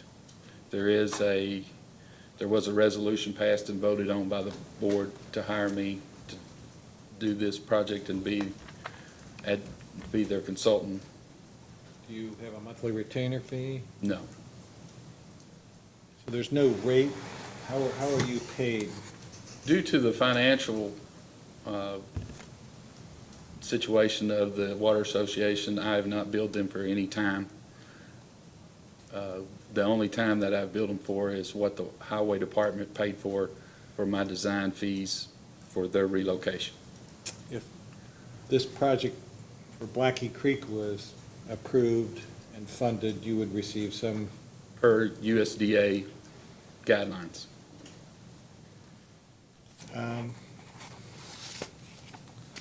I presume from the answers that I've heard that the project was provided in response to a question by staff, not necessarily because this was a project on the front burner for capital spending. Do you think that's an accurate statement? Yes. Okay. At this point, there's no Blackie Road project that is on the front burner that you're actively seeking funding with an RD loan or anything else Not at this time due to the audits. due to the audits. And once the audits are complete, do you know if it's, as the board said, we want to proceed forward with this, or are they Yes. trying to sort through some of the other situations? Well, since the identification of some of these leaks and the new personnel, I would think that this project would be added to and reworked to include some newer issues that have came up. What would the timeline be at that point? We're very proactive. The funding agency's cycle is October 1. So we would, once the board decided that we were adding or whatever, I would make every effort to have applications in by October requesting money. Does it have to be in the system? Has to be in the system, We're 'Cause it- learning a lot up here. so It's interesting, I think Mr. Woods indicated that 18 is in progress. I kind of couldn't determine by his answer, I thought he said another couple of months, but then he said his extension from the agency was for, I think, through the end of July or August, whatever it was. So The I'm end not of the sure how month. that's going to fit in. If that's the completion of those, how fast will you be able to do your preparation, knowing, or are you already working on it in anticipation of just providing? correct. I'm Okay, working so on you're my, working on it now. yes, sir. Like I said, we're trying to be proactive to move along. And it's not, it's the list that you Yes. said, right? It's not just a Blackie Road That's right. project. There That was a- I that was a keep minor saying part. Yeah. Blackie Road because that's the only name I saw there, so I've been using Blackie Road. But I understand there's several pieces to it. Yes, sir. Some of them are reflective of what Yes. the earlier witness said. Here's where most of our problems are. That's correct. And they were identified in 2016 and were included at that time. Mr. O'Neill, Don't have anything? Mr. Shepherd, No questions, Mr. Vice Chairman. Mr. I Bowser? have nothing further. Can this witness be excused? Yes, sir. You may step down, thank you. Do you have any other, That's all the witnesses I was gonna call. did you want to speak to Mr. Rice again? Yes, but we do need to probably bring him back just on that one topic we were discussing, so that's, Mr. Rice, you don't need to be sworn back in, you're already under oath, so. I don't think what it was. We're getting out of here. You can go ahead and sit down, you've already been sworn, All right. you're still I don't know good. if I did it again or not. I apologize, we've been flipping around a lot. What, trying to think of what the topic was that you had more It information. had to do with the questions you were asking Mr. Woods regarding some of the office procedures. Oh, and yes. The fact that Mr. Woods at this point wasn't involved in the day-to-day, and Mr. Rice has indicated that he and Lonnie, I'm sorry, I don't recall his last name, were Yes. the ones that prepared this and had a better idea of how the responses should be. So, Yes, I'm glad you've got the better memory than I do. But yes, so I will ask you those questions that we were asking Mr. Woods. And what I was referring to there on that question was the question 16 from the first data request and question 13 from the second data request. And it states that the utility stated that when errors or underbillings are found, work orders are made up to investigate and errors are corrected as soon as possible. Can you explain the process from start to finish of how you find errors, how they are investigated and then corrected?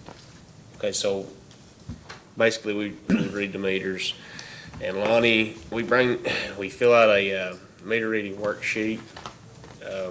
So we bring those in. He has tablets in the office, him and the secretary.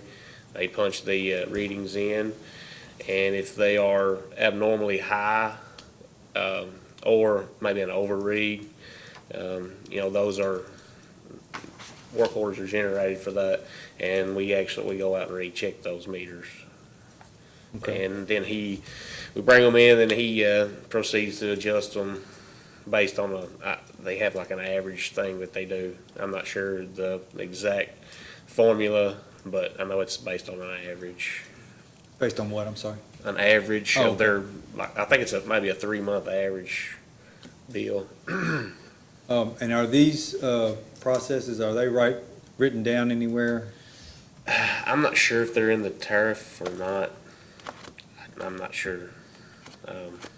But that could go along with all the other policies and procedures we need to address. Okay.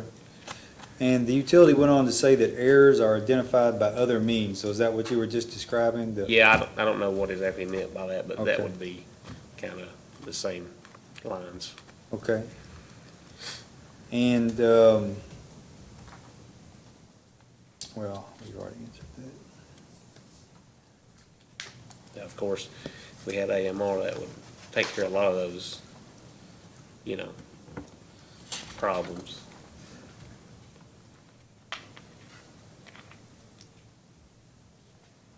That's actually all I have, Mr. Vice Chairman. Just one other question. I know he asked you a question about what it costs to produce, and I think Mr. Bowker was referring, what does it cost to purchase your water, which we know is $2.90, or $2. The question is it $2 or is it $2.90? We buy it at a rate of $2 per thousand. So the question was, does $2.90 per thousand cover your costs? And I don't know whether you know the answer to that. I'm not sure. I wouldn't be comfortable saying yes or no, but. If that's okay, I'm not going to ask for a post-hearing data request. There's plenty of information. Now, I don't know whether you want to ask any follow-up questions, Mr. O'Neill. I do not. I would say that when the commission issues their order, it won't be, it's going to be a wide-open basket of goods that you'll receive. Yeah. And by that, I mean, there'll be recommendations, and there'll be directives, and it'll probably go into management and leaks and all of the processes that the utility management should be involved in, what the board should be involved in. And I know I'm directing this to you because you're on the stand, but I know that everyone else is here to hear this as well.